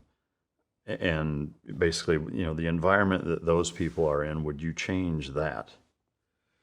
Look, first of all, I had a son who went to prison. So if you think, or jail. So if you think that I don't care about inmates, I want to preface this because but I guess I had my own son who went to my own jail. So if you want to know how you treat your inmates, put your own kid in your own jail. Yeah. But I guess fortunately I treated him good. However, to your point, I do think there should be harsher, because right now, like it's like a club for them. Yeah. They're used to being around other guys, and there's no responsibility, no bills to pay. They can come in and out of prison, and they go into it.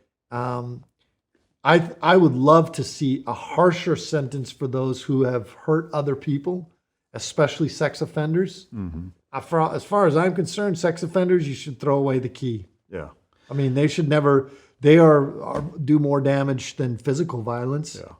I mean, to me, if you separate violent from nonviolent, the nonviolent criminals, I think it makes sense to put them in an environment that's similar to what you have now, where there are certain things afforded, certain, if you want to call them human rights focuses. Not that violent criminals don't or shouldn't have some level of that, but I do think like a radical revamp or reform of how violent felons are jailed is necessary. And to me, like, this is probably going to come across as crazy, or people are going to throw a fit in the comments, but whatever.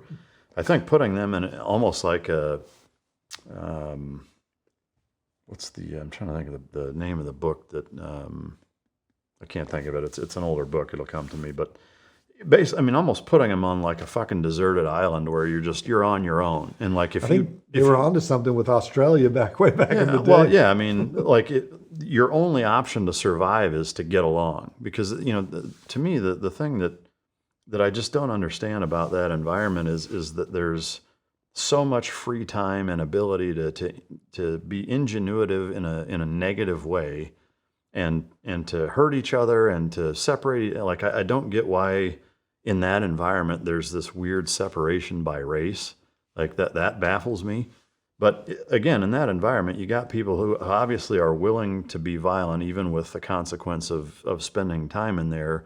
And those people, statistically tend to, recidivism-wise, it's through the roof. Like it's a revolving door. And so obviously that isn't enough of a consequence to keep them from recommitting the crimes that got them there in the first place. So how do you then organize an environment where it does actually incentivize them and make them say, dude, I don't want to come back here? Well, look at Bukele in El Salvador. I mean, that may be an extreme, but those are violent criminals. I'm not familiar with what's the environment like there. Oh, you see them where they're bringing them in. They got their heads down. They shave their heads. Yeah. They got them in these boxers. Half the time, no shirt on. I mean, they treat them like they basically have preyed on citizens. Yeah. So they treat them like an animal almost. Yeah. But guess what? Those people hate. I mean, if they ever get out, I don't think they ever want to go back. Is the recidivism rate there really low?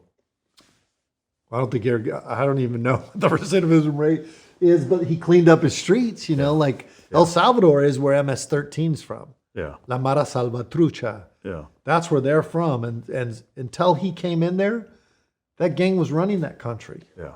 But it was because of the way they held their inmates.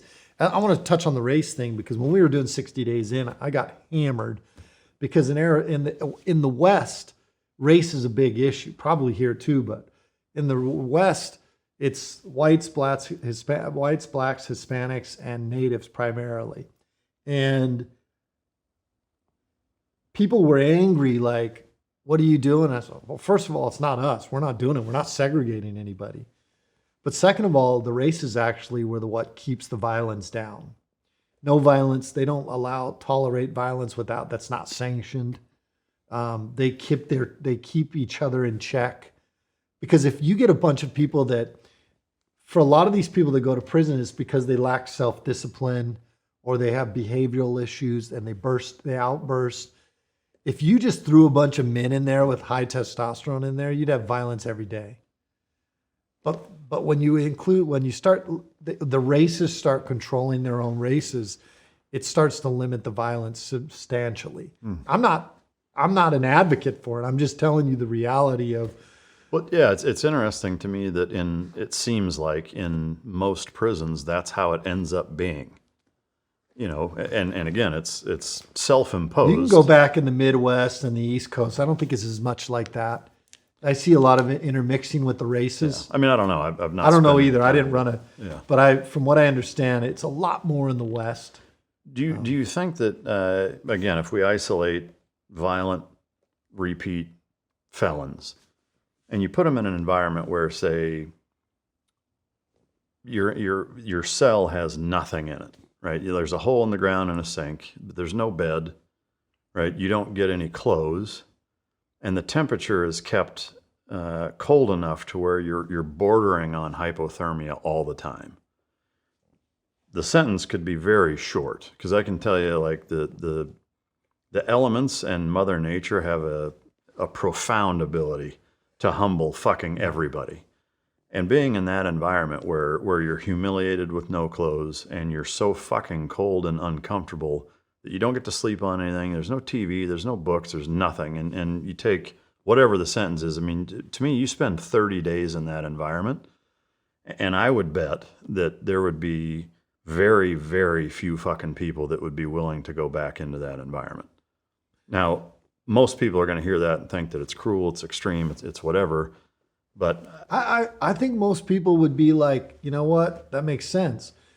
It's the groups, it's these rights groups that they fly the banner under that are the ones that will sue you at every turn. Well, so I don't provide you three.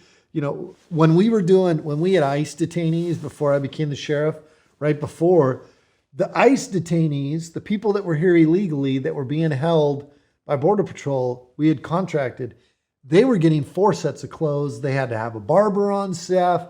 Yeah. The Americans got 2 sets of clothes, no barber, no nothing. And so the standards that were implemented on the federal level made it imbalanced. And then you have all these groups that if I do anything out of the ordinary, they sue me. Yeah. And that's the problem is, yes, you could implement some harsher circumstances to where people did not want to go back. But unfortunately, just like everything else, like what we see every day, where we have these activist groups that go out and think they speak for everybody, and they fight against anything that is effective. Yeah, I mean, I guess number one is defining, the law against cruel and unusual punishment. What falls into that category and who defines that or decides that something checks that box as being that? I don't know the answer to that. Well, it's usually set apart in state statutes. Yeah. What the requirements are. I have to give them 2,800 calories a day. Yeah. I mean, to me, you can do that. I mean, Hell Week as an example, I mean, you get probably close to 10,000 calories a day and you still lose weight because you're so fucking cold all the time. But look at Sheriff Joe, Maricopa County, back in the day. He said, look, if tents are good enough for our troops, they're good enough for the inmates. So he had tent city. Yeah. And it was 130 degrees, 120 degrees out. Yeah. Or 100. I mean, the heat sucks, but the cold is a different level of psychological fucking. Our jail can get pretty cold Yeah. sometimes. Yeah. I mean, but to me, that like, I honestly think that would fix it. I mean, again, 30 days. I mean, because to me, like, if you take a step back and you say, what's the point of prison? Well, it's a consequence, right? It's punishment. So if it doesn't serve that purpose of making somebody feel like they're punished and disincentivize them from going back there, then it's not serving its purpose. It's wasting time and money. To me, that seems like a pretty logical solution. And again, I want to reiterate and caveat it with, I don't think that nonviolent people should be into that category. I would have violent felon prisons and nonviolent prisons, and I would have the violent prisons, the people who are cutting people's heads off, or raping people, or assaulting, carjacking, violently robbing old couples. I mean, shit, people like that, put in an environment where that is the case, and I legitimately think that would fix a lot of those people's mentality of saying, you know what, that was fucking terrible, and I don't ever want to go back there again. I really agree. Yeah. Because now they get a TV, college education, not in jail. Yeah. Jail's different. But prison, they got TV, Yeah. college And they're education. moving drugs in and out of there. And I mean, that's the other thing that is the one weak link, it seems like, for drugs and paraphernalia, whether it's phones, whatever, making it into prison 9 times out of 10 or 99 times out of 100, it's got to be a CO that is the weak link there, right? Kitchen staff, keystream, prison pocket. Yeah. A lot of it's prison pocket. Yeah. So it's just complacency. We found that out when we did 60 days in. So Would TSA machines fix that problem if you screened? we have body scanners. We scan them. So do people still manage? So after we did 60 days in, we noticed that a lot of times it was complacency. So what we learned is that if they wanted to hide something, they would put it, this is 1 cough, 2 coughs, 3 coughs deep The cough in your test. prison pocket. Yeah. And so they knew that most detention officers would only have them cough once or twice. Yeah. So if they put it 3 coughs deep, they were good. Yeah. Or they wouldn't cough at all. But a body scan would fix that problem, correct? So body scanners aren't it's not quite as clear as you would think. You got to get somebody that's good at the body scanners to who does it all the time, who can see but yeah, I mean, body scanners have picked up cancer before. Yeah. But it certainly helps. Now, some places will do like a scanner on all their employees and the kitchen employees. But I would say a good percentage of the drugs comes in from either corrupt CEO maybe. Not a good percentage. Some of it. Yeah. Some of it comes through civilian staff, kitchen staff, other stuff. And then a lot of it just comes in through the inmates. You got to remember, you got a constant flow of inmates in and out of those facilities all the time. Yeah. Some go to jail just to bring in drugs. Wow. For COs, kitchen staff, any type of staff at the jail that gets caught doing that, what is the punishment for that? Well, it's a felony to introduce any. So would they end up contraband in prison then for doing that? Yeah. Okay. Yeah. Going back to some of your time at a sheriff, I know we're bouncing around a little bit, but I get off on I similar was bouncing tangents. around too. So. Yeah. Well, it's my job to not do that. You get the luxury of going wherever you want. But one of the notes I have is there was a big success point that's been highlighted during the nationwide George Floyd riots. You managed to stifle any of that from happening within your jurisdiction. Was that something that was kind of front of mind, where you had a legitimate plan in place, or was it just the discipline that you instilled in your entire office that made that happen? So it was a lot of what we had done already, the community work we had done, the mindset we had put in there. Some of it's geographical. I wasn't right in the heart of Phoenix, but we had also sent a strong message like, these protesters knew the places they could go where they were going to have a lot more latitude. The cat's and away, the place, might as well play. and the places they couldn't go. Yeah. And we were very clear that we were not one of those places you wanted to come. Yeah. But Within days, we met up with we called in all of our community leaders, Black community leaders, and some of our Hispanic community leaders. We brought them in and sat them down at a table. And for 4 hours, I think it was 4 hours, 3 or 4 hours, we just listened. We listened to what their concerns were, let them vent, talked about things. One of the guys was really angry about bad cops. And I said, well, first of all, it's not as much as you think. But second of all, it's not that easy to get rid of them. There's unions, there's officers' Bill of Rights. We don't have unions, but we have an officer's Bill of Rights. And you just can't walk in and fire a cop. You have to have a reason to, or he'll get his job back. And then he said, well, how do we get rid of that? And I said, well, let me give you the other side of it. The other side is you have bad leaders who go after cops. And that's why we have the officer's Bill of Rights, because your bad leaders took advantage of the cops. And so, once we explained this to them, they understood, like, this just wasn't as cut and dry and as simple as you thought. Yeah. And really just sitting down and hearing them and letting them connect with us and figure out what our plan was and what we were planning on doing. And we didn't have issues. We were already doing our youth redirection programs. So we were just kind of luckily that we were doing a lot of those things beforehand. But that's how we kind of avoided it. But we also sent a clear message, like, we're okay. We understand you're upset, but we won't tolerate violence in this community. And I wish all other sheriff's offices and police departments would take a page out of that book. All right. At what point did you decide to run for Senate? And where did it come from, I guess? I never wanted to run for Congress or Senate. I'm not even really a politician. Like, I'm just a patriot who loves God, family, freedom, and the Constitution. But I also understand that we need good patriots in Washington, D.C. It started when people kept saying, hey, you need to run for Senate, you need to run for Senate. This was towards the end of the 2022 election, before the election. And a lot of people were saying, hey, Sheriff, you should run for Senate. You should run for Senate. Finally, I told my wife, honey, we got to come up with an excuse of why not to do this. Well, honestly, in that process, we started feeling like we should do it. And then my son got out of jail.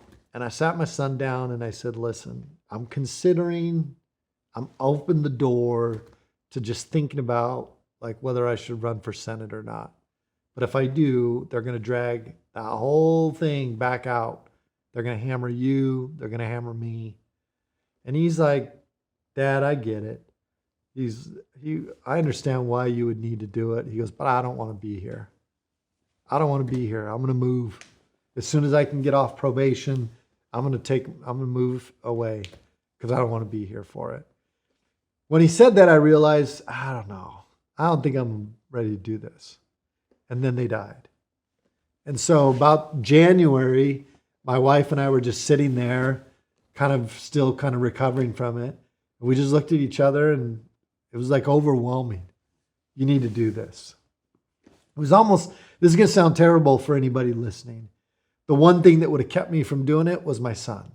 Not wanting to drag our family back through the guy getting hit on the bike, all that stuff. And it was almost as if God said, you know what? That's not an issue anymore for you. And frankly, nobody ever brought it up. Maybe once or twice on social media I saw it, but it was quickly just blasted down because of how insensitive it was. Yeah. But once we looked at each other and we said, this is what we need to do. Then we were in it. Like, we were mission oriented.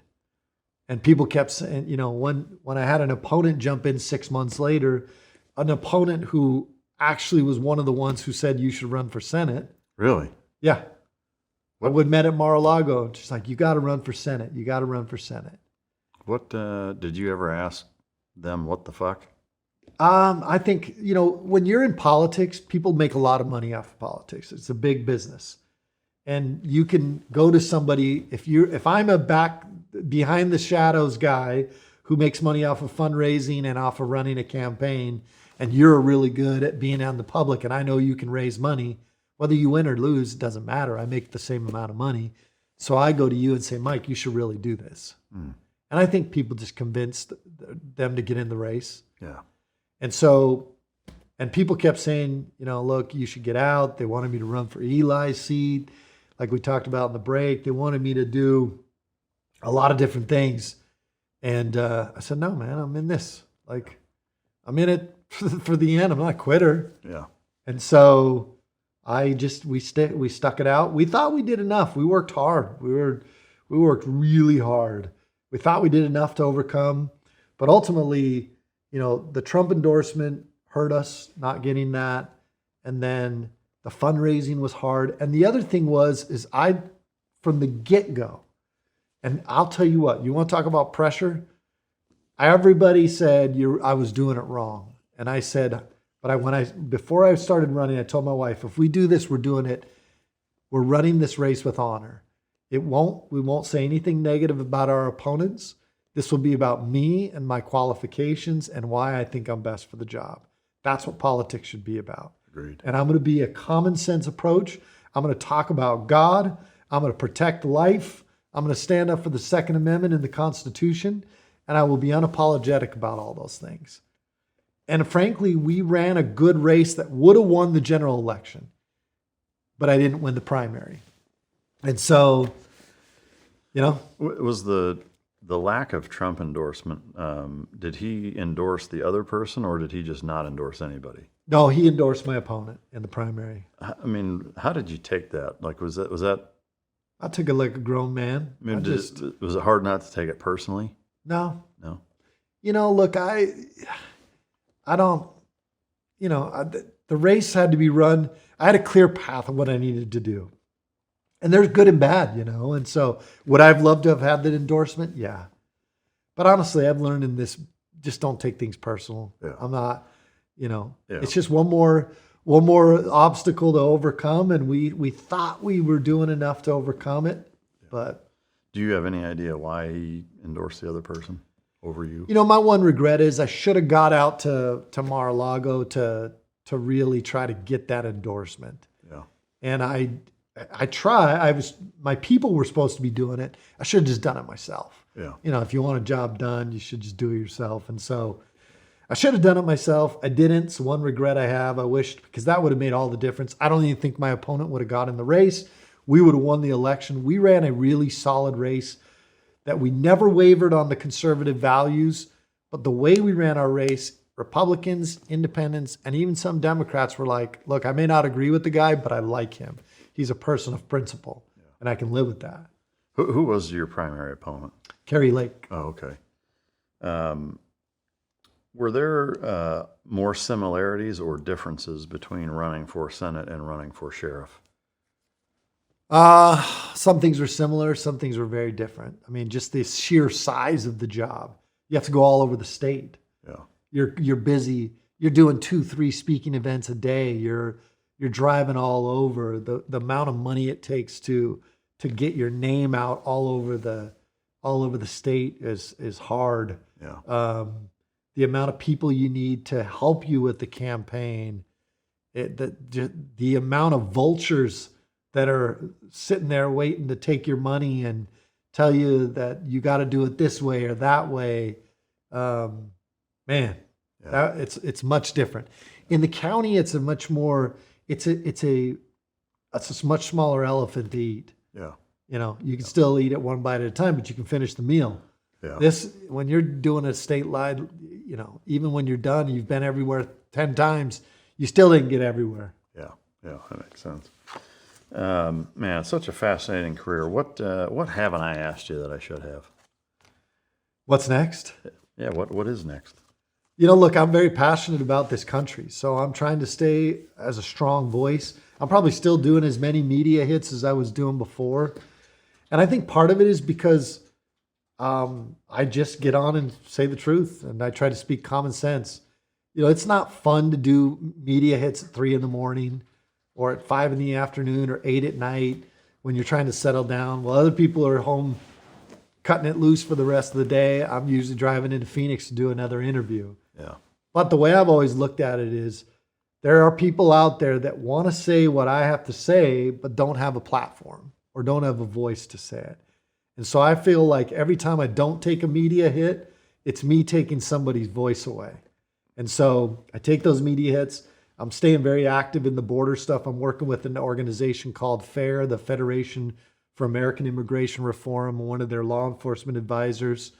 I'm working with a couple of law enforcement companies that do products. I'm doing one called Vitania, which is something that I did. It's a crazy thing, but for veterans, I'll tell you, the first guy that ever came and talked to us about it was a CAG guy, a Delta guy who had been through some stuff and had bombs going off and had a lot of brain trauma and went through this program. And you put your hand on this thing and it reads it, and then you have these glasses that shoot light into your eyes.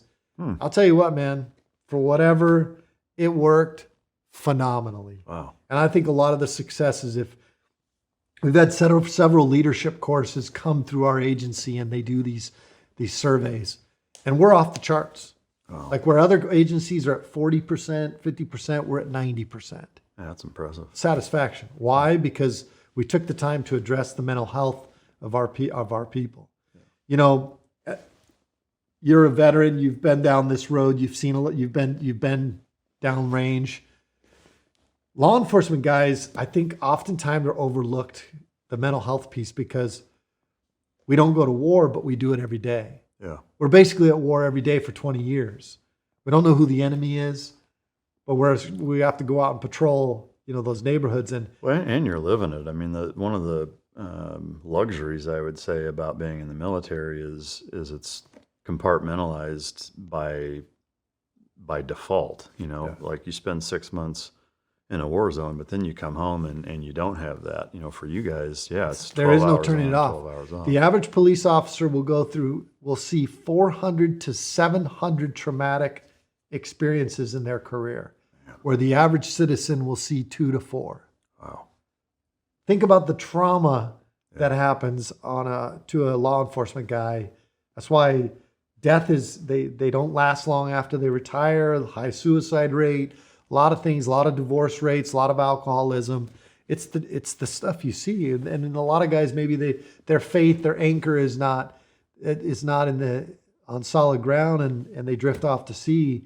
Yeah. So being involved in a company like Vitania, when I did it as a leader. If I was going to ask my people to do it, I did it first as a leader. My irritability was way down. My ability to always could deal with the big stuff, but the small stuff sometimes, like the things that you should be able to control when they didn't go right, you'd get irritable about those. Yeah. Sleep, all of those things improved. So I'm working with that company, and I'm building a few companies. Building a company that I named after my son that died, where we're doing a niche market on undercover cars. Oh, cool. And UC cars, where we actually give you job-appropriate cars. If you burn the car on a drug deal, we'll bring you a new car in 48 hours. That's awesome. So it's a niche market. I don't have to have a big market share to be very successful. Yeah. And then I'm also building something, Go 10-7.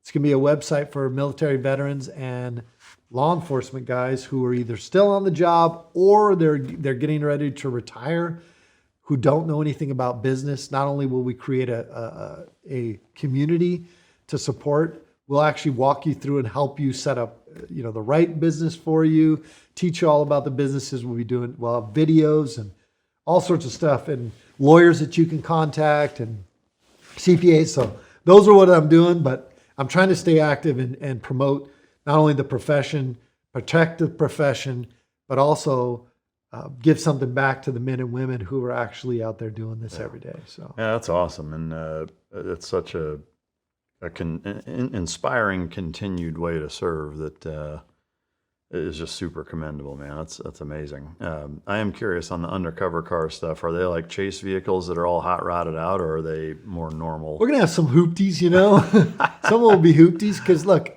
you've got to have a car that blends into a neighborhood. Yeah, you got to have a painter's truck that has scaffolding on the back. You got to have a van that, you got to have vehicles that look like they belong in a neighborhood. Yeah. The problem is if you rent them from a rental car place, they look like rental cars. Yeah. And if you own them and you burn it, you gotta park it for a while. Yeah. So Are any of But them? we will have some that are probably souped up. Yeah, little twin turbo V8 Yeah. action kind of thing. That's awesome.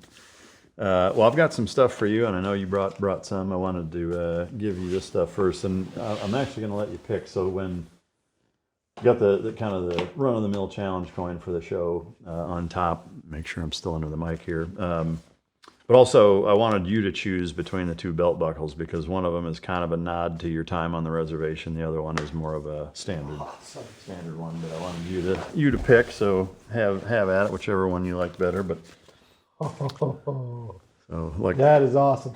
I like a good belt buckle. yeah, I know it. I've seen you with a bunch. So and a Oh, big man, big those thanks are to both John. awesome. Yeah, big thanks to John Johnston and Champion Choice Silver for providing those. Man.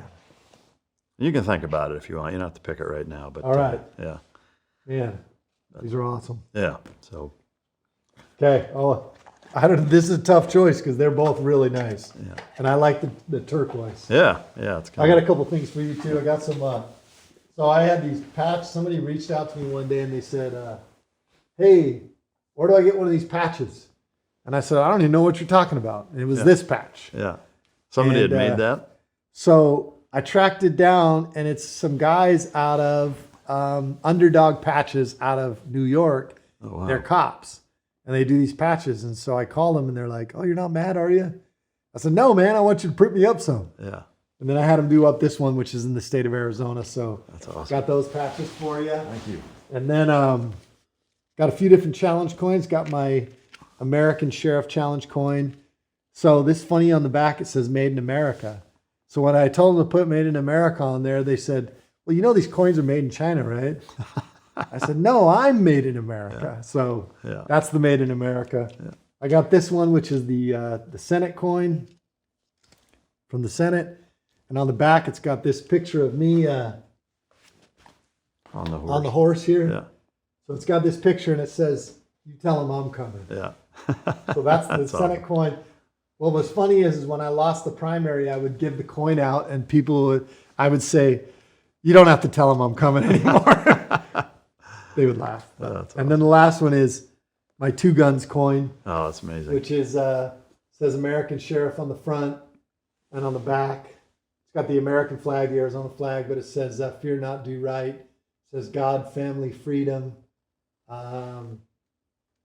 God, family, Sheriff Mark Lamb, God, family, freedom, and guns. That's super cool. And then last thing is, But not least. last and not least, I know people are going to be like, "This guy thinks a lot of himself." I promise. I saw actually Grady Judd had a bobblehead, and I was Yeah. like, "Man, that's a good idea." Yeah, that's cool. So I got a bobblehead. Here's some of the pictures on there with the flag over my shoulder. The picture on the horse. Is that your horse? No, it was borrowed a horse. It was up in Monument Valley. Oh, okay. So one of the other sheriffs had his people bring some horses. Yeah. And this picture right here was probably one of the most. That's awesome. So this was during COVID, and it was at Thanksgiving. And I told my photographer, I go, "Hey, get your camera." And I took the Constitution off the wall. We drove down and found a road near our sheriff's office. And I took that picture. And I said, "Where am I going for Thanksgiving? Wherever the hell I want." So that's that picture. But there's a bobblehead in there. It's got a little flag that goes with That's it. awesome. Behind the bobblehead is a wall. Very cool. And then here's the challenge. Let me give you that proper handshake. Thank you very much. Man, these are amazing. I appreciate it. Man, so well done, too. These are cool. Thank you very much. I got some new ones coming. When I get the new one, I'll send it over to you. Awesome. Well, It's thank my retired one. Yeah, So. oh, that'll be even better. I can't thank you enough for taking time out of your schedule. I know you're heading south in the morning to work with a mutual guy, and man, I really appreciate your perspective, all your service. I've seen you all over the place for years, and to be able to sit down with you and have the honor of interviewing you is very humbling. I appreciate you doing that for us. Well, likewise, it's a pleasure, and appreciate your service and your voice. You know, a lot of people could easily ride off into the sunset and